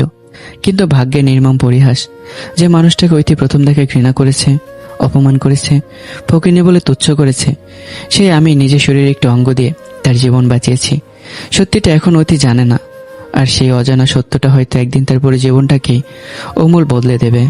ঐথির চোখ দুটো কান্নায় ভিজে লাল হয়ে উঠেছে। বুকের ভেতর জমে থাকা অভিমান, অপমান আর ভাঙা স্বপ্নের যন্ত্রণা একসঙ্গে বিস্ফোরিত হলো। কাপা কণ্ঠে সে তার বাবার দিকে তাকিয়ে বলল, আরিয়ান প্রতারক ছিল, তাই আমার সঙ্গে বিশ্বাসঘাতকতা করেছে, আমাকে ধোঁকা দিয়েছে। কিন্তু তাই বলে তুমি একটা সন্তানের বাবা, এমন একজন গরিব ফকিন্নি ছেলের সঙ্গে আমার বিয়ে দিয়ে দিলে? কথাগুলো বলে আর এক মুহূর্ত দাঁড়ালো না ঐথি। দ্রুত পায়ে ঘর থেকে বেরিয়ে যেতে লাগলো। পেছন থেকে আনিসুর রহমান ব্যাকুল হয়ে ডাকলেন, দাঁড়া অথই, তোর সঙ্গে আমার অনেক কথা আছে। আমি এমনটা কেন করেছি অন্তত একবার শুনে যা। কিন্তু তখন ঐথির কানে আর কোনো শব্দ পৌঁছাচ্ছিল না। কখনো কখনো মানুষের ভেতরে ঝড় এতটাই তীব্র হয়ে ওঠে যে পৃথিবীর সব শব্দ তার কাছে অর্থহীন হয়ে যায়। ঐথির অবস্থাটাও ঠিক তেমনই ছিল। সে শুধু জানতো এই মুহূর্তে সে ভীষণ কষ্টে আছে। নিঃশব্দে বাড়ি থেকে বেরিয়ে গেল সে। আমার সেই ছোট্ট বাসায় পৌঁছেই দরজা খুলে নিজের ব্যাগ আর মোবাইল বিছানার উপর ছুঁড়ে রেখে সরাসরি ওয়াশরুমে ঢুকে গেল। শাওয়ারের নিচে দাঁড়িয়ে সে চোখ বন্ধ করলো। বরফ শীতল পানির ধারা গড়িয়ে পড়ছিল মাথা থেকে পুরো শরীরে, কিন্তু সে পানি তার বুকের আগুন নিভাতে পারছিল না। আরিয়ানের বিশ্বাসঘাতকতা, বাবার পরিকল্পনা, হঠাৎ করে অচেনা একজন মানুষকে বিয়ে, সবকিছু মিলে মনে হচ্ছিল তার জীবনটা যেন মুহূর্তের মধ্যে উল্টে গেছে। প্রায় 1 ঘন্টা পর ওয়াশরুমের দরজা ধীরে ধীরে খুলল। ঐথির গায়ে তখন শুধু একটি ব্লাউজ আর পেটিকোট। ভেজা চুল থেকে টুপটুপ করে পানির ফোঁটা ঝরে পড়ছে। সেই জলকানাগুলো গলার পাশ দিয়ে বেয়ে বেয়ে ধীরে ধীরে উন্মুক্ত কোমর ছুঁয়ে নিচে নেমে যাচ্ছিল। ঠিক সেই সময় ওয়াশরুমের সামনে দাঁড়িয়ে থাকা আমার সঙ্গে চোখাচোখো হয়ে গেল তার। দুজনে এক মুহূর্তে থমকে গেলাম। আমি যেন পাথর হয়ে দাঁড়িয়ে রইলাম। আমার চোখ বিস্ময়ে বড় হয়ে গেছে। আমি কখন এমন পরিস্থিতির জন্য প্রস্তুতি ছিলাম না। মুহূর্তেই নিজের হুঁশ ফিরে আমি 2 হাত দিয়ে চোখ ঢেকে ফেললাম। আমি ইচ্ছে করে কথাটা শেষ করার আগে ঐথি সব বুঝে গেল। লজ্জা, অপমান আর রাগ একসঙ্গে তার মাথায় চেপে বসলো। সে তাড়াতাড়ি পাশের তোয়ালেটা জড়িয়ে নিয়ে রাগের বেগে এগিয়ে এলো। তারপর 2টো থাপ্পড় পড়লো আমার গালে। বেয়াদব অমানুষ একটা, মেয়ে রুমে আছে সেটাও মনে থাকে না? আমি কয়েক সেকেন্ড নিশ্চুপ দাঁড়িয়ে রইলাম। তারপর এতদিনে জমে থাকা অপমান, অবহেলা আর বারবার ছোট করে যন্ত্রণা যেন আচমকায় বিস্ফোরিত হয়ে উঠল। আমি এক হাতে ঐথির গাল আলতো করে চেপে ধরে বললাম, মিসেস ঐথি, একটা কথা ভুলে যাবেন না, আমি আপনার স্বামী। এই সম্পর্কটা আপনি মানুন বা না মানুন, সত্যিটা কিন্তু বদলাবে না। আপনাকে এভাবে দেখার অধিকার আমার আছে। তার থেকে বড় কথা, এটা আমারও ঘর। আপনি যদি ভুলে যান, আমি কিন্তু ভুলিনি। কথাগুলো বলে আমি ঐথিকে আস্তে করে সরিয়ে দিয়ে দরজা খুলে বাইরে বেরিয়ে এলাম। ঐথি স্থির হয়ে দাঁড়িয়ে রইল। তার মনে হচ্ছিল এই প্রথম আমি তার চোখে চোখ রেখে জবাব দিলাম। এই প্রথম তার মনে হলো কোনো পুরুষ তার চোখে চোখ রেখে কথা বলেছে, তাকে জবাব দিয়েছে। সে যেন নিজের অজান্তে বাকরুদ্ধ হয়ে গেছে। বাইরে এসে আমি বারান্দার এক কোণে দাঁড়ালাম। আকাশের দিকে তাকিয়ে নিঃশব্দে ভিসভিস করে বললাম, হে আল্লাহ, আর কতবার আমার আত্মসম্মান ভাঙবে, আর কত অপমান সহ্য করব? যদি পরীক্ষা নিতেই হয় তবে আমাকে সেই শক্তিটাও দাও, আমি যেন ভেঙে না পড়ি। রাতটার কোনো কথা ছাড়াই কেটে গেল। একই সাদের নিচে থেকেও 2জন মানুষ যেন 2 ভিন্ন পৃথিবীতে বসবাস করছিলাম। পরদিন বিশ্ববিদ্যালয়ের ক্লাস শেষ করে আমি গেটের বাইরে বেরোতেই রাস্তার ওপারে একটা পরিচিত মুখ দেখতে পেলাম। শারমিন। নিজের ছোট বোনকে দেখে আমার মুখে অনেকদিন পর একটুখানি হাসি ফুটে উঠল। আমি দ্রুত রাস্তা পার হয়ে বোনের কাছে গিয়ে তাকে বুকের সঙ্গে জড়িয়ে ধরলাম। শারমিন আমাকে শক্ত করে আঁকড়ে ধরল। ঠিক সেই মুহূর্তে বিশ্ববিদ্যালয়ের প্রধান ভবন থেকে বেরোচ্ছিল ঐথি। দূর থেকে দৃশ্যটাতে চোখে পড়ল। একজন অচেনা মেয়েকে আমি বুকের মধ্যে জড়িয়ে ধরে আছি। মুহূর্তের মধ্যে তার বুকের ভেতর অদ্ভুত এক অনুভূতি জন্ম হলো, রাগ, অভিমান আর অজানা হিংসা। সে নিজে বুঝতে পারল না কেন তার বুকটা জ্বলে উঠছে। প্রচণ্ড রাগে দ্রুত আমাদের সামনে এসে কোনো কথা না বলেই ঠাস ঠাস করে কয়েকটা থাপ্পড় বসিয়ে দিল আমার গালে। তারপর আগুন ঝরা চোখে তাকিয়ে বলল, ছি, ঘরে বউ রেখে রাস্তায় অন্য মেয়েকে জড়িয়ে ধরতে লজ্জা করে না? এক নিঃশ্বাসে কথাগুলো বলে আর দাঁড়ালো না। রাগে ফুসতে ফুসতে সেখান থেকে চলে গেল।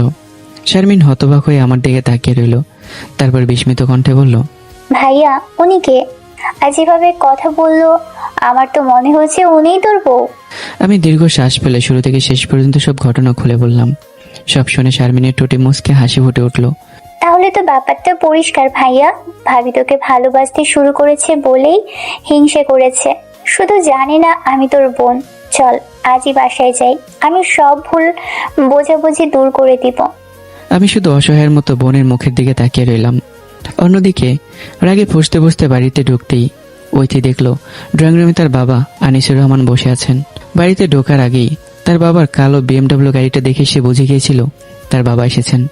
দরজার সামনে দাঁড়াতেই ঠান্ডা গলায় বলল, কেন এসেছো? কি দরকার এখানে? আনিসুর রহমান মৃদু এসে বললেন, দেখতে এসেছি ফকিরের সংসারে ফকিরের বউ কেমন থাকে, কত বড় বাড়িতে থাকে। কথাগুলো যেন বিষের মতো গিয়ে বেঁধল ঐথির আত্মসম্মানে। রাগে তার চোখ মুখ লাল হয়ে উঠল, কিন্তু আনিসুর রহমান থামলেন না। তিনি ধীরে ধীরে উঠে মেয়ের সামনে এসে দাঁড়ালেন। রাগ করিস না, সত্যিটাই বলছি। তোর স্বামী যদি ফকির হয় তাহলে তুইও আজ তার স্ত্রী।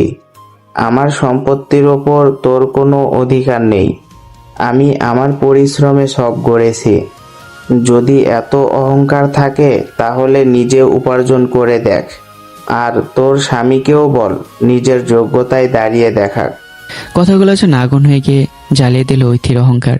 তার মনে হলো বাবা শুধু তাকে অপমান করছেন না, তার আত্মসম্মানকে চ্যালেঞ্জ ছুড়ে দিচ্ছেন। সে তাতে দাঁত চেপে তার বাবার দিকে তাকিয়ে রইল। আনিসুর রহমান যেন আজ থামতেই আসেননি। মেয়ের চোখে জ্বলে ওঠা আগুন তিনি স্পষ্ট দেখতে পাচ্ছিলেন, কিন্তু সে আগুনে পানি ঢালার বদলে তিনি যেন আরো তেল ঢালতে এসেছেন। মেয়ের দিকে স্থির দৃষ্টিতে তাকিয়ে ঠোঁটের কোনো রহস্যময় এক হাসি টেনে শান্ত কণ্ঠে বললেন, এভাবে চোখ লাল করে আমার দিকে তাকিয়ে কোনো লাভ নেই অথই। তোর স্বামী অনেকের চেয়েও তুই অনেক বেশি গরিব। কথাটা শুনে ঐথির রাগ যেন সীমা ছাড়িয়ে গেল। সে দাঁতে দাঁত চেপে বাবার চোখে চোখ রেখে বলল, পেঁচানো কথা আমি একদম পছন্দ করি না বাবা, যা বলার সোজাসুজি বলো। আনিসুর রহমান এবার ধীরে ধীরে সোফা থেকে উঠে দাঁড়ালেন। তারপর খুব শান্ত কিন্তু প্রতিটি শব্দে অদ্ভুত ভার রেখে বললেন, কারণ তোর নিজের বলে কিছুই নেই। তুই যেটাকে নিজের সম্পদ ভাবিস সেগুলো সব আমার উপার্জন, আমার দেওয়া টাকা, আমার গড়া পরিচয়, আমার বানানো সম্মান। এগুলোর একটাও তোর নিজের নয়। একটু থেমে তিনি মেয়ের চোখের গভীরে তাকিয়ে আরো নিচু গলায় বললেন, কিন্তু তোর স্বামীর একটা কিডনি তোর শরীরের ভেতরে আছে। সেটা তার নিজের উপার্জিত সম্পদ, সেটা সে তোকে দিয়ে বাঁচিয়েছে। মুহূর্তের মধ্যে যেন পৃথিবীটা উল্টে গেল। ঐথির বুক কেঁপে উঠল, মাথার উপর যেন আকাশ ভেঙে পড়ল। তার পায়ের নিচের জমিন যেন ধসে গেল। সে অবিশ্বাসে কয়েক পা পিছিয়ে গিয়ে কাপা কণ্ঠে বলল, কি কি বলছো বাবা? তুমি কি আবল তাবল বলছো? আনিসুর রহমান এবার আর কোনো বাগঢাক করলেন না। দীর্ঘ শ্বাস ফেলে বললেন, না, আমি তোকে সত্যির আয়নাটা দেখাচ্ছি। যে ছেলেটাকে তুই সারাক্ষণ ফকিন্নি বলে অপমান করিস, সেই অনেক নিজের শরীরের একটা অংশ তোকে দিয়ে মৃত্যুর মুখ থেকে ফিরিয়ে এনেছে। আর তুই আমার টাকার অহংকারে সেই মানুষটাকেই ছোট করিস, আমার সামনেও চোখ রাঙিয়ে কথা বলিস। কথাগুলো যেন ধারালো ছুরির মতো গিয়ে বিঁধল ঐথির বিবেকের গভীরে। তার মনে পড়তে লাগলো আমাকে বলা প্রতিটি অপমানের কথা, ফকিন্নি বলে তুচ্ছ করার প্রতিটি মুহূর্ত, বারবার আমার আত্মসম্মান আঘাত করার প্রতিটি দৃশ্য। লজ্জায় ঐথির মাথা নিচু হয়ে গেল, চোখের পাতা কাঁপছে। প্রথমবারের মতো নিজের আচরণকে নিজের কাছে ঘৃণা মনে হতে লাগলো তার। কিন্তু আনিসুর রহমান থামলেন না। তিনি যেন ইচ্ছে করে মেয়ের ভেতরে ঘুমিয়ে থাকা জেদকে জাগিয়ে তুলছিলেন। দৃঢ় কণ্ঠে তিনি বললেন, শোন, তোর স্বামী যদি ফকিন্নি হয় তাহলে তুই আজ ফকিন্নির বউ। আমার টাকায় বড় হয়েছিস বলে অহংকার করিস না। ওই টাকা আমার, তোর নয়। তাই আজও আমার চোখে চোখ রেখে কথা বলার যোগ্যতা তোর হয়নি। এবার ঐথি মাথা তুলে তাকালো, চোখ দুটো রাগে লাল, কিন্তু সে রাগের ভেতরে লুকিয়েছিল অপমান, আত্মসম্মান আর অদম্য জেদ। ঐথি ধীরে ধীরে বলল, তুমি তুমি আমাকে আর আমার স্বামীকে অপমান করছো বাবা, অথচ এই বিয়েটা আমি করিনি, জোর করে তুমি করিয়েছো। আনিসুর রহমান মুচকি এসে বললেন, আমি এত হিসাব জানি না, শুধু একটা কথা জানি, যেদিন নিজের যোগ্যতায় আমার সামনে দাঁড়িয়ে চোখে চোখ রেখে কথা বলার সাহস অর্জন করবি, সেদিন কথা বলিস। আর পারলে তোর স্বামীকেও বলিস নিজের যোগ্যতায় এমন জায়গায় পৌঁছাতে, যেখানে মাথা উঁচু করে আমার সামনে দাঁড়াতে পারে। কথাগুলো ছিল অপমানের ভাষায় বলা, কিন্তু সে অপমানের আড়ালে লুকিয়ে ছিল এক কঠিন চ্যালেঞ্জ, একজন বাবার অদ্ভুত পরিকল্পনা। তিনি জানতেন কিছু মানুষকে আদর দিয়ে বড় করা যায়, আর কিছু মানুষকে আগুনে ফেলে ইস্পাত বানাতে হয়। আজ তিনি মেয়ের ভেতরে সে আগুনটাই জ্বালিয়ে দিলেন। ঐতির বুক ওঠানামা করছে, রাগে, অপমানে, আত্মসম্মানে তার পুরো শরীর কাঁপছে। হঠাৎ সে বাবার চোখে চোখ রেখে দৃঢ় কণ্ঠে বলল, মিস্টার আনিসুর রহমান, আমি আপনার চ্যালেঞ্জ গ্রহণ করলাম। শুনে রাখুন, আজ থেকে আমি আর আমার স্বামী আপনার সম্পত্তির এক পয়সাও নেব না। আমরা নিজেদের যোগ্যতায় দাঁড়াবো, এমন জায়গায় পৌঁছাবো যেদিন আপনার সঙ্গে কাঁধে কাঁধ মিলিয়ে চলবো আর চোখে চোখ রেখে কথা বলার যোগ্যতা অর্জন করব। আমি সেই দিনটা আপনাকে দেখিয়ে দেব। মেয়ের মুখে এমন দৃঢ় প্রত্যয় শুনে আনিসুর রহমানের বুকের ভেতরটা আনন্দে ভরে উঠল। মুখে অবশ্য সেই আনন্দের চাপ ফুটতে দিলেন না, শুধু মনে মনে বললেন, এই তো চাইছিলাম মা, অবশেষে আগুনটা জ্বলে উঠেছে। ঐতি এবার হাত তুলে দরজার দিকে ইশারা করলো। তার কণ্ঠে তখন অভিমান নয়, ছিল আত্মসম্মানের বজ্র নিনাদ। এবার আপনি যেতে পারেন আমার বাড়ি থেকে। I say get out from my house. Anisur Rahman ধীরে ধীরে দরজার দিকে হাঁটতে হাঁটতে এসে বললেন, বাহ, ফকিরের বউয়ের এত তেজ! দেখি কয়দিন পর যখন না খেয়ে থাকতে হবে, তখন জামাই বউ দুজনেই আমার দরজায় এসে দাঁড়াস কিনা। তিনি দরজার কাছে পৌঁছাতেই পেছন থেকে ঐতির বজ্রকণ্ঠ ভেসে এলো, শুনে রাখুন, প্রয়োজন হলে আমার স্বামী স্ত্রী না খেয়ে থাকবো, তবু আপনার সামনে হাত পাততে কোনো দিন আসবো না।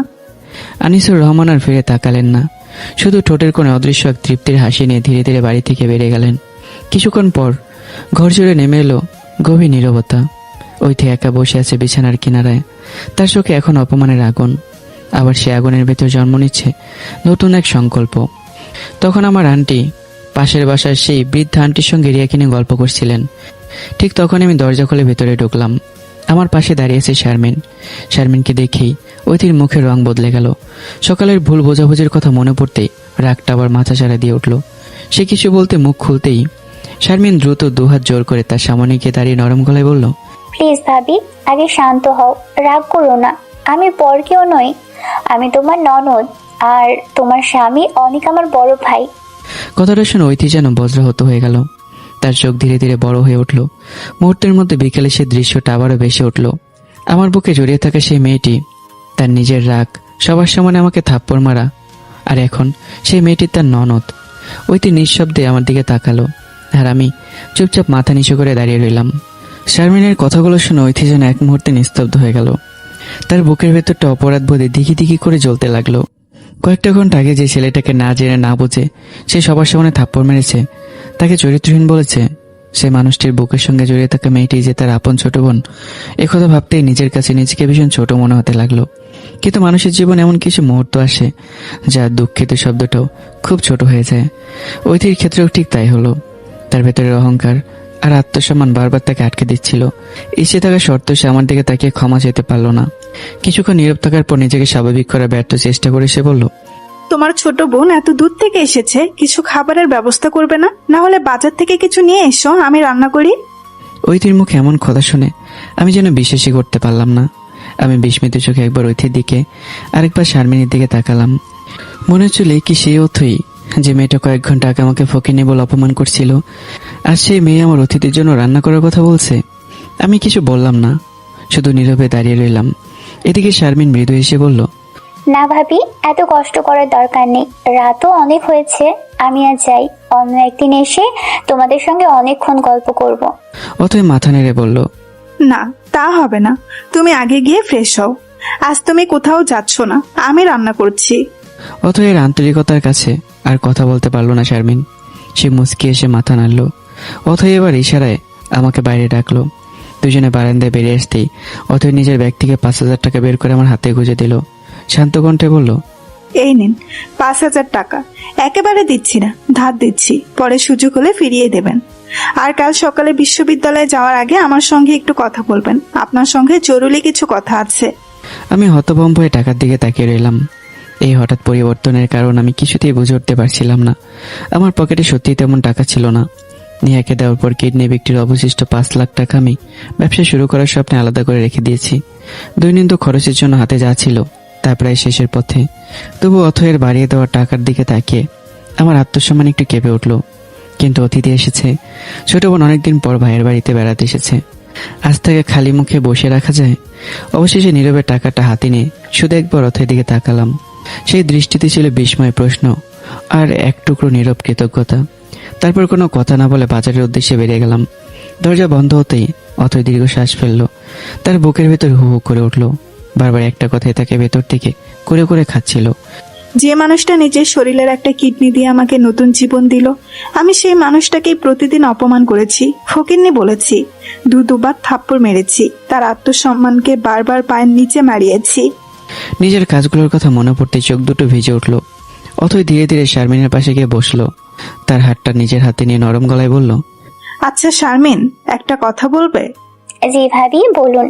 তোমার ভাই আর তার প্রথম স্ত্রীর মধ্যে আসলে কি হয়েছিল? এমন কি ঘটেছিল যার জন্য একটা মেয়ে নিজের স্বামী, নিজের ছোট সন্তান সবকিছু ছেড়ে চলে যেতে পারলো? প্রশ্নটা শুনে শারমিনের মুখের হাসি মিলে গেল। তার চোখ ভিজে উঠল, 1 ফোঁটা 2 ফোঁটা, তারপর টুপটুপ করে অশ্রু গড়িয়ে পড়তে লাগলো। কিছুক্ষণ চুপ থেকে সে বলতে শুরু করলো, আমার আর নিহার প্রথম পরিচয়ে, ধীরে ধীরে ভালোবাসায় জড়িয়ে পড়া, অগণিত স্বপ্ন নিয়ে সংসার শুরু করা, তারপর সংসারের পুরো দায়িত্ব একা নিজের কাঁধে তুলে নেওয়া, পরিবারের জন্য নিজের সব সুখ বিসর্জন দেওয়া, হঠাৎ চাকরি হারানো, অভাবের সংসার, আর সে অন্ধকার নেমে আসতেই একে একে সবার মুখোশ খুলে যাওয়া, নিজের বাবা মা, নিজের ভাই, আর সবচেয়ে বড় আঘাত নিহার বিশ্বাসঘাতকতা। শারমিন শুরু থেকে শেষ পর্যন্ত প্রতিটি ঘটনা খুলে বলল। প্রতিটি কথার সঙ্গে সঙ্গে যেন একটা করে দীর্ঘশ্বাস বেরিয়ে আসছিল তার বুক থেকে। সব শুনে অতই সম্পূর্ণ স্তব্ধ হয়ে গেল। তার মনে হচ্ছিল কেউ যেন বুকের ভেতর একটা ভারী পাথর চাপিয়ে দিয়েছে। চোখ বেয়ে অশ্রু নেমে এলো। সে ফ্যালফ্যাল করে শারমিনের দিকে তাকিয়ে রইল। অনেকক্ষণ পর কাঁপা গলায় বলল, আমার বিশ্বাসই হচ্ছে না, একটা পরিবার কিভাবে নিজেরই ছেলের সঙ্গে এত বড় বিশ্বাসঘাতকতা করতে পারে। সে একটু থামলো, গলাটা আরো ভারী হয়ে এলো। আর নিহা, যে মেয়েটা ভালোবাসার নামে তোমার ভাইয়ের হাত ধরে জীবনের এতগুলো বছর পার করলো, অনেকের সুখ দুঃখ সংগ্রাম সবকিছু নিজের চোখে দেখলো, সেই মানুষটাই কিভাবে বিপদের দিনে তাকে একা ফেলে চলে গেল? ভালোবাসা কি এতটাই সস্তা হতে পারে শারমিন? অথয়ের প্রশ্নের উত্তর দিতে পারল না শারমিন, কারণ কিছু প্রশ্নের উত্তর ভাষায় দেয়া যায় না। শুধু চোখের জলই তার উত্তর হয়ে নীরবে ঝরে পড়ে। অথয় নিজের মনে মনে দীর্ঘ শ্বাস ফেলল। আরিয়ানা তো আমার সঙ্গে ঠিক একই কাজটাই করেছিল। বিপদের দিনে পাশে দাঁড়ানোর বদলে সবার সামনে আমাকে অপমান করে, তুচ্ছ তাচ্ছিল্য করে বিয়ের আসর থেকে চলে গিয়েছিল। অথচ আজ আমি নিজেই সেই ভুলের পুনরাবৃত্তি করছি অনেকের সঙ্গে। ভাবনাগুলো যেন তার বুকের ভেতরে ধারালো ছুরির মতো আঘাত করতে লাগলো। মানুষের জীবন বড় অদ্ভুত। যে কষ্ট একদিন নিজে পেয়েছিল, অজান্তে সেই কষ্টই আরেকজনের জীবনে ফিরিয়ে দিয়েছে সে। ঠিক তখনই দরজার বাইরে থেকে পরিচিত কণ্ঠ ভেসে এলো, দরজাটা একটু খোলো। বৃদ্ধ আন্টি রিয়াকে কোলে নিয়ে ঘরে ঢুকলেন। ছোট্ট রিয়া ঘুম জড়ানো চোখে চারপাশে তাকাতে শারমিন দৌড়ে গিয়ে তাকে কোলে তুলে নিল। আহা, আমার মামুনিটা, আমাকে চিনতে পারছিস? রিয়া অস্পষ্ট কণ্ঠে এসে উঠল। সে নিষ্পাপ হাসি মুহূর্তের জন্য হলেও ঘরের ভারী পরিবেশটা একটু হালকা করে দিল। এর মধ্যে বাজারের ব্যাগ হাতে ঘরে ফিরলাম আমি। অথয় একবার আমার দিকে তাকালো না, নিঃশব্দে বাজারের ব্যাগটা নিয়ে রান্নাঘরে চলে গেল। আজ যেন সে অন্য মানুষ। রান্নাঘর জুড়ে ভেসে উঠল মশলার গন্ধ। অত্যন্ত যত্ন করে একে একে সব রান্না শেষ করলো সে। বৃদ্ধ আন্টি, শারমিন আর আমার সবার প্লেটে নিজাতে খাবার তুলে দিল সে। শারমিন অবাক হয়ে শুধু ভাবছিল, এ কি সেই অথই ম্যাম, নাকি সম্পূর্ণ অন্য কেউ? খাওয়া দাওয়া শেষ হলেই আমি নিজে শারমিনকে একটা সিনজিতে তুলে দিলাম। সাবধানে যাস, বাসায় বসে ফোন দিবি। শারমিন মুচকে এসে মাথা নাড়ল। তুইও ভালো থাকিস ভাইয়া, আর ভাবির খেয়াল রাখিস। আমি শুধু মৃদু হাসলাম।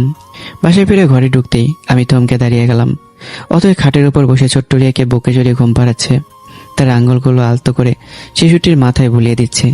সেই দৃশ্যটা এতটাই কোমল, এতটাই মমতায় ভরা ছিল যে আমি কয়েক মুহূর্তে স্থির হয়ে দাঁড়িয়ে রইলাম। আমার চোখে যেন বিশ্বাসই হচ্ছিল না, এই কি সেই মেয়ে যে কয়েকদিন আগে বলেছিল, আমি তোমার মেয়ের দায়িত্ব নেব না। আমি কিছু না বলেই আলমারি থেকে একটা বালিশ নিয়ে ফ্লোরে শুতে যাচ্ছিলাম। হঠাৎই পেছন থেকে শান্ত কোমল একটি ডাক ভেসে এলো, অনেক। শব্দটা কানে আসতেই আমি যেন বিদ্যুৎ স্পষ্ট হয়ে গেলাম। ধীরে ধীরে পিছন ফিরে তাকালাম। চোখ দুটো বিস্ময়ে বড় হয়ে গেছে। এটাই ছিল প্রথমবার অথই আমার নাম ধরে ডাকলো। অথই আবারও শান্ত গলায় বলল, রিয়া মাঝখানে থাকবে, তুমি এক পাশে শুয়ে পড়ো, আমি আরেক পাশে। আমি কিছুক্ষণ হতভম্ব হয়ে তাকিয়ে রইলাম। তারপর ধীরে ধীরে বললাম, প্লিজ আমাকে একটা চিমটি কাটবে? অথই ভুরু কুঁচকে বলল, কেন? দেখতে চাই আমি স্বপ্ন দেখছি নাকি সত্যি এসব হচ্ছে। কথাটা শুনে অথই অজান্তেই ঠোঁটের কোণে ক্ষীণ হাসি ফুটে সত্যি আমার হাতে একটা জোরে চিমটি কেটে দিল। আমি চিৎকার করে উঠলাম। তারপর ব্যথার জায়গায় হাত বোলাতে বোলাতে বললাম, তার মানে সত্যি হচ্ছে? অথই আর কিচ্ছু বলল না। আমি আর কোনো প্রশ্ন করলাম না। আমি ধীরে ধীরে খাটে উঠে রিয়াকে মাঝখানে রেখে একপাশে শুয়ে পড়লাম। রুম জুড়ে নেমে এলো এক অদ্ভুত নীরবতা। সে নীরবতায় শুধু শোনা যাচ্ছিল ছোট্ট রিয়ার শান্ত নিঃশ্বাসের শব্দ। কিছুক্ষণ পর অথই দীর্ঘণ্ঠে বলল, শোনো। অথই বলে ওঠে, আজ থেকে আমি তোমার স্ত্রী, তাই আজকের পর থেকে আমার সমস্ত দায়িত্ব তোমার। তুমি আমাকে যেমন কাপড় কিনে দিবে আমি তাই পরবো, তুমি যা খেতে দেবে আমি তাই খাবো, কিন্তু সে এক মুহূর্ত থেমে আমার চোখের দিকে তাকালো। আমার বাবার একটা টাকাও আমি আর নিজের জন্য খরচ করব না, এমনকি তার টাকায় এক গ্লাস পানিও খাবো না।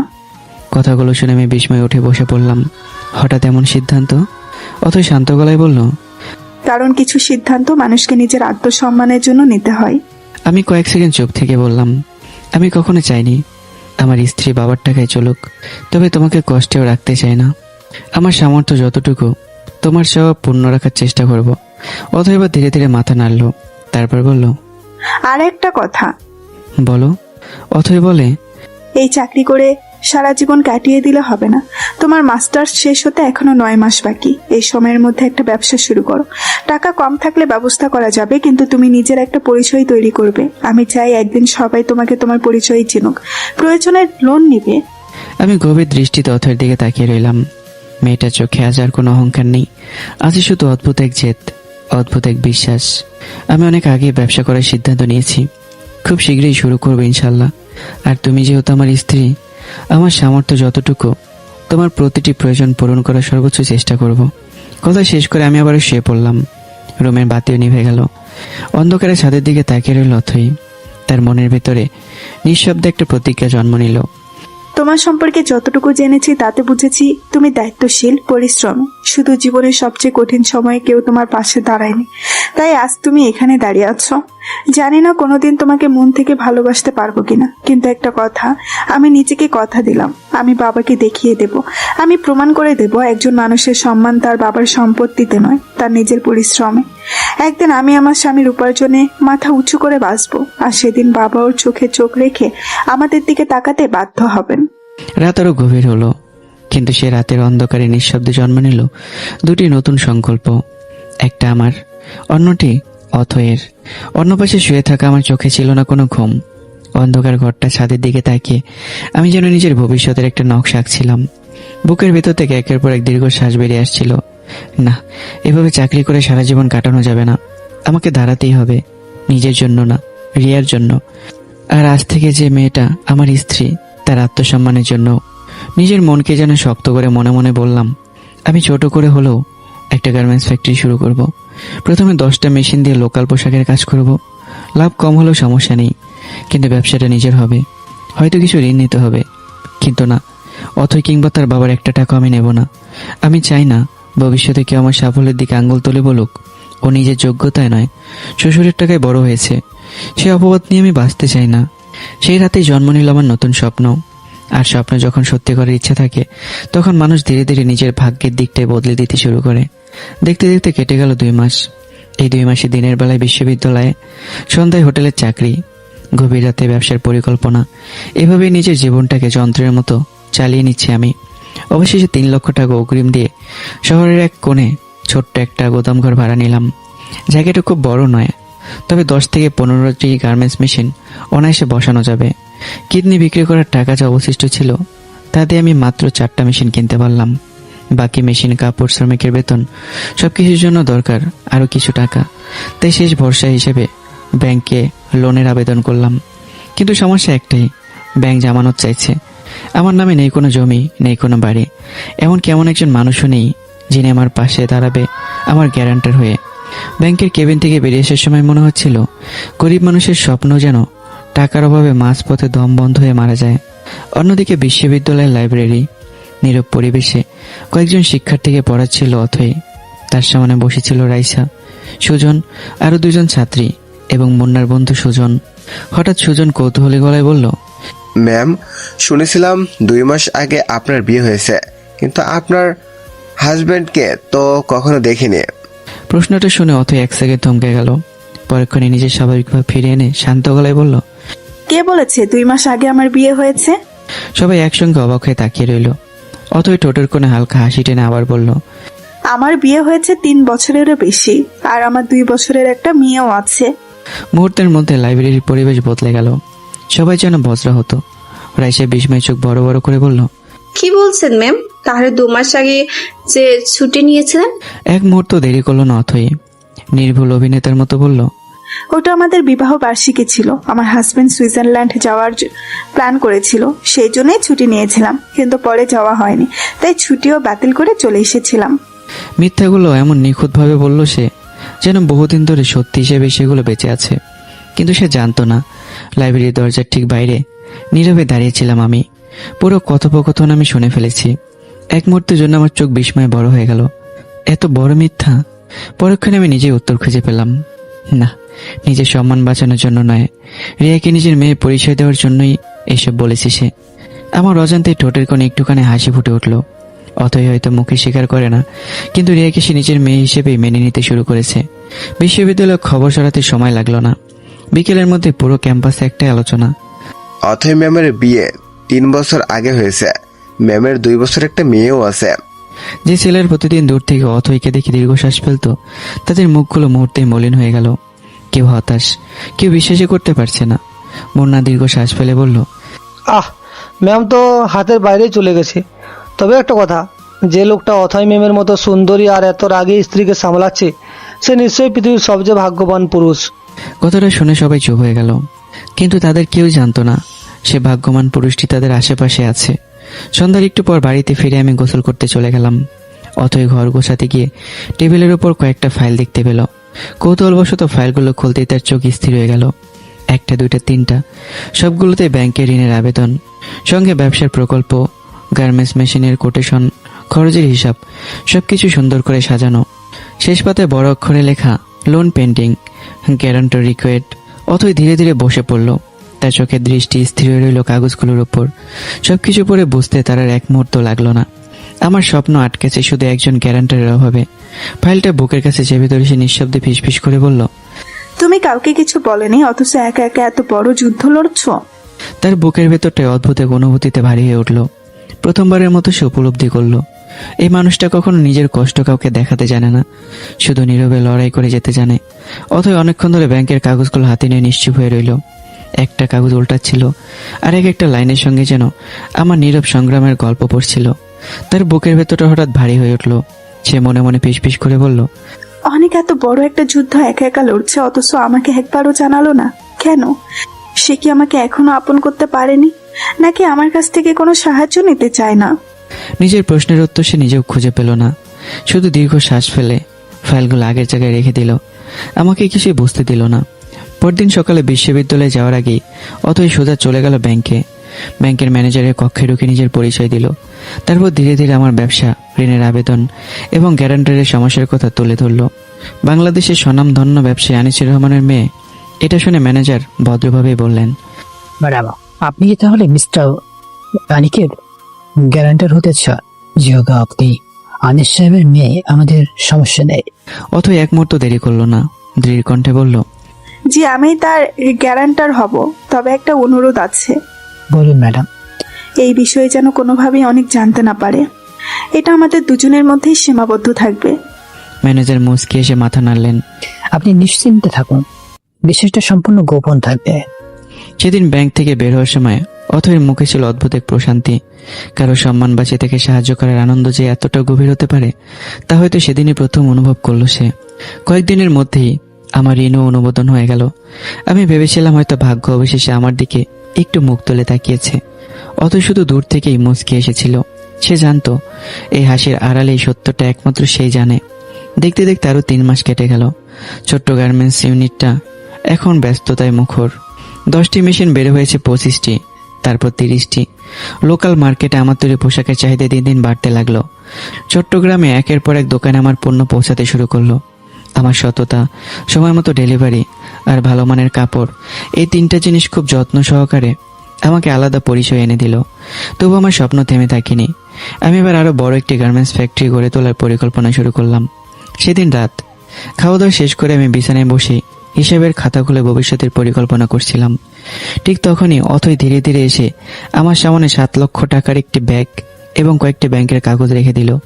আমি বিস্মিত চোখে তাকিয়ে বললাম, এগুলো কি? অথই শান্ত গলায় বলল, এগুলো রাখো, আগে ফ্যাক্টরিটা বড় করো, তারপর আবার ব্যাংকে ঋণের আবেদন করবে, তখন আর কোনো সমস্যা হবে না। সঙ্গে সঙ্গে আমি মাথা নাড়লাম। না অথই, আমি তোমার টাকা নিতে পারবো না। আমি নিজের পায়ে নিজেই দাঁড়াতে চাই। কথাগুলো কোনো রাগ ছিল না, ছিল আত্মসম্মান, ছিল একজন পুরুষের নীরব অহংকার। অথই বুঝতে পারলো আমি টাকা নয়, নিজের সম্মানটাই বাঁচিয়ে রাখতে চাই। আমি ঘুরে চলে যেতে উদ্বেগ হতেই অথই আর নিজেকে সামলাতে পারলো না। আজ প্রথমবার নিজের সমস্ত অহংকার, সমস্ত ইগো, সমস্ত জেদ মাটির নিচে চাপা দিয়ে পিছন থেকে আমাকে জড়িয়ে ধরল সে। মুহূর্তে আমার পুরো শরীর কেঁপে উঠল। আমি যেন বরফের মতো স্থির হয়ে গেলাম। অথয়ের কণ্ঠ কেঁপে উঠল, ক্ষমা করে দাও আমাকে অনেক। তার চোখের জল আমার পিঠ ভিজিয়ে দিচ্ছিল। কান্নারত অবস্থায় অথই বলে, আমি তোমাকে খুব কষ্ট দিয়েছি, বারবার অপমান করেছি, তোমার আত্মসম্মানে আঘাত করেছি, অথচ তুমি তো আমার স্বামী, আমার সবচেয়ে বড় সম্মান। আমি সেই কথাটাই ভুলে গিয়েছিলাম। প্লিজ, যদি পারো সব ভুলে আমাকে নতুন করে গ্রহণ করে নাও। সেই কণ্ঠে এতটা অনুতাপ, এতটা ভালোবাসা আর এতটা অসহায়তা যে পাথরও হয়তো গলে যেত। আমি ধীরে ধীরে পিছন ফিরে দাঁড়ালাম। দেখলাম অথয়ের চোখ দুটো কান্নায় ভিজে লাল হয়ে আছে। এক মুহূর্ত দেরি না করে আমি নিজের 2 হাত বাড়িয়ে অথয়কে বুকের মধ্যে টেনে নিলাম। দুজনেই নিঃশব্দে একে অপরকে জড়িয়ে রইলাম। সেই আলিঙ্গনে যেন মুছে গেল গত 6 মাসের সমস্ত ভুল বোঝাবুঝি। অথয় মাথা নিচু করে বলল, এসব বাবার টাকা নয়, এগুলো আমার চাকরির টাকায় জমানো। আর আমার টাকা মানেই তো আমার স্বামীর টাকা। তোমার স্বপ্ন পূরণে যদি আমি পাশে না দাঁড়াই, তাহলে এই সম্পর্কের অর্থ কি? কথাগুলো আমার হৃদয়ের গভীরে গিয়ে আঘাত করলো। আমি শুধু মৃদু এসে বললাম, আমি জানি অথই, তুমি অনেক আগে আমাকে ভালোবাসতে শুরু করেছিলে, শুধু মুখে বলতে পারোনি। আর ব্যাংকে আমার গ্যারান্টার যে তুমি হয়েছিলে, সেটাও আমি জেনে গেছি। অথই বিস্ময়ে তাকিয়ে বলল, তুমি জানো? আমি মুচকি এসে তার কপালে আলতো করে ভালোবাসার একটা সময়কে দিলাম। স্বামীকে সবসময় বোকা ভাবা ঠিক না ম্যাডাম। অথই লজ্জায় চোখ নামিয়ে ফেললো। এবার যাও, খুব ক্ষুধা পেয়েছে, রাতের খাবারটা দাও। অথই ঠোঁটে ফুটে উঠলো নির্মল এক হাসি। ঠিক তখনই টলমল পায়ে দৌড়ে এলো ছোট্ট রিয়া। ওড়না টেনে শিশু সুলভ কণ্ঠে বলে উঠল, মাম্মা মাম্মা। একটি মাত্র শব্দ, কিন্তু সেই শব্দেই ঐথির বুক ভরে গেল অদ্ভুত এক ভালোবাসায়। সে রিয়াকে কোলে নিয়ে নিজের বুকের সঙ্গে শক্ত করে জড়িয়ে ধরল। মাথায়, গালে, কপালে একের পর এক আদর করতে লাগলো। সেদিন থেকে রিয়া আর শুধু আমার মেয়ে হয়ে রইল না, সে হয়ে উঠল অথয়েরও প্রাণের টুকরা। অন্যদিকে নিহার জীবনে নতুন অধ্যায় শুরু হয়েছে। 1 সপ্তাহ হলো পাবেল ইতালি চলে গেছে। যাওয়ার আগে কথা দিয়ে গিয়েছিল, 1 বছরের মধ্যেই তোমাকে আর আবিরকে ইতালিতে নিয়ে যাব। সেই স্বপ্ন নিয়ে দিন গুনছিল নিহা। এর মধ্যে সে জানতে পারল সে 2 মাসের অন্তঃসত্ত্বা। মা হওয়ার খবরটা শুনে প্রথমে আনন্দে কেঁদে ফেলেছিল, কিন্তু সেই আনন্দ ধীরে ধীরে পরিণত হলো অজানা আশঙ্কায়। কারণ পাবেল ইতালি যাওয়ার পর পুরো 1 সপ্তাহ কেটে গেছে। একবারও ফোন করেনি, একবারও খোঁজ নেয়নি। নিহা প্রতিদিন মোবাইলের স্ক্রিনে তাকিয়ে থাকে, প্রতিবার কলের অপেক্ষায় থাকে। শেষে হতাশ হয়ে ফোনটা নামিয়ে রাখে। তার বুকের ভেতর অজানা এক ভয় ধীরে ধীরে বাসা বাঁধতে শুরু করে। সবকিছু ঠিক আছে তো, নাকি আমার জীবন আবারও নতুন কোনো ঝড়ের দিকে এগোচ্ছে? আর অন্যদিকে আমার পৈতৃক বাড়িতে চলছে এক ভিন্ন এক কাহিনী। ছোট ছেলে আদর ধীরে ধীরে বাবা মায়ের সমস্ত পেনশনের টাকা নিজের দখলে নিয়ে নেয়। এখন মাঝে মাঝে সামান্য কিছু টাকা তাদের হাতে তুলে দেয়। সেই টাকায় কোনো রকমে নুন আনতে পান্তা ফোড়ায়। তবু বৃদ্ধ বাবা মায়ের বুক ভরা বিশ্বাস, আমাদের আতো একদিন অনেক বড় হবে, আমাদের রাজা রানীর মতো রাখবে। অথচ তারা এখনো বুঝতেই পারেনি অন্ধ ভালোবাসা আর অন্ধবিশ্বাসের মূল্য মানুষকে কত বড় মূল্য দিয়ে শোধ করতে হয়। সেদিন রাতের খাবার শেষ হওয়ার পরে অথই ইচ্ছে করে রিয়াকে বৃদ্ধ আন্টির কাছে ঘুমোতে দিয়ে এলো। ফিরে এসে ধীরে ধীরে দরজাটা ভেজিয়ে দিল। আমি অবাক হয়ে তাকিয়ে আছি। অথই 1 পা 2 পা ধীরে ধীরে আমার দিকে এগিয়ে এলো। তারপর কোনো কথা না বলে আলতো করে আমাকে জড়িয়ে ধরলো। মাথাটা রেখে দিল আমার বুকের উপর। আমি নিঃশব্দে চোখ বন্ধ করে ফেললাম। মনে হলো দীর্ঘ 6 মাসের সমস্ত ঝড়, সমস্ত অভিমান, সমস্ত অপমান আজ একটি আলিঙ্গনেই সবকিছু কোথাও যেন হারিয়ে গেল। অথই চোখ বন্ধ করে শুধু অনুভব করছিল এই বুকটা সবচেয়ে তার নিরাপদ আশ্রয়। অথই আমার প্রশস্ত বুকের ভেতর মুখ লুকিয়ে নিশ্চুপ হয়ে রইল। বাইরে রাতে নিস্তবতা, আর ভেতরে দুটো হৃদয়ের শব্দ যেন একে অপরের সঙ্গে পরিচয় হওয়ার নতুন ভাষা খুঁজে নিচ্ছে। মনের গভীর থেকে একটা দীর্ঘ শ্বাস বেরিয়ে এলো। অথই মনে মনে বলল, সত্যি এমন একজন স্বামী পাওয়া ভাগ্যের ব্যাপার। এখন বুঝতে পারছি বাবা কেন এত জেদ করে। তাহলেও আমার বিয়েটা তোমার সাথেই দিয়েছিল, কিন্তু তার চোখে আবার এক ফোঁটা জল চিকচিক করে উঠল। বাবা যেভাবে তোমাকে আপন করেছে, আমাকে আপন করেছে, সেই অপমান আমি কোনোদিন ভুলবো না। আমি বাবাকে দেখিয়ে দিব আমার স্বামী কারো দয়াই নয়, নিজের যোগ্যতাই একদিন সবার উপরে দাঁড়াবে। সেদিন বাবা নিজেই তোমার সামনে মাথা নত করতে বাধ্য হবে। আমি অনুভব করছিলাম আমার বুকের ওপর পড়া প্রতিটি শব্দ যেন আগুনের মতো গলে গিয়ে ভালোবাসায় পরিণত হচ্ছিল। আমি মৃদু হেসে অথয়ের মাথায় হাত বুলিয়ে দিয়ে বললাম, কি হয়েছে আজ? আমার সে রাগী বদমেজাজি ম্যাডামটা হঠাৎ এত শান্ত, এত নরম কিভাবে হয়ে গেল এমন? অথই মুখ তুলে তাকালো, চোখ দুটো লাল, কিন্তু সেই চোখে আর কোনো অহংকার নেই, আছে শুধু অনুতাপ আর ভালোবাসা। ধীর কণ্ঠে সে বলল, নিজের অহংকারের দেওয়াল তুলে এতদিন নিজের স্বামীর থেকেই দূরে ছিলাম। আজ বুঝেছি একজন নারীর সবচেয়ে বড় সম্মান তার স্বামী, আর সেই সম্মানকে আমি নিজেই প্রতিদিন আঘাত করেছি। একটু থেমে আবারও কাঁপা গলায় যোগ করলো, আজ আমি আর কোনো দূরত্ব রাখতে চাই না অনেক। আজ আমি নিজেকে সম্পূর্ণ তোমার হাতে সঁপে দিতে এসেছি। কথাগুলো বলেই লজ্জা এবার মুখ লুকিয়ে ফেললো আমার বুকে। আমি মৃদু হেসে দুহাতে অথয়ের মুখটা আলতো করে তুলে ধরলাম। সত্যি বলছে তো? পরে আবার পাল্টি মারবে না তো? নাকি আমাকে পরীক্ষা নিচ্ছ? তোমার কোনো নতুন প্র্যাঙ্ক না তো? অথয়ের ঠোঁটের কোনো এক শিলতে অভিমান ফুটে উঠল। পরের মুহূর্তে কোনো উত্তর না দিয়ে সে ধীরে ধীরে নিজের ঠোঁট ছুঁয়ে দিল আমার ঠোঁটে। 1 মুহূর্ত, 2 মুহূর্ত, তারপর যেন 6 মাসের সব অভিমান, সব দূরত্ব, সব না বলা অনুভূতি এক নিমিষেই গলে গেল। সেদিন আর কোনো ভাষার প্রয়োজন হয়নি। দুটো হৃদয় নিজেরাই নিজেদের গল্প বলতে শুরু করেছিল। যে হাত একদিন রাগে থাপ্পড় মেরেছিল, আজ সেই হাতই শক্ত করে জড়িয়ে ধরল নিজের মানুষটাকে।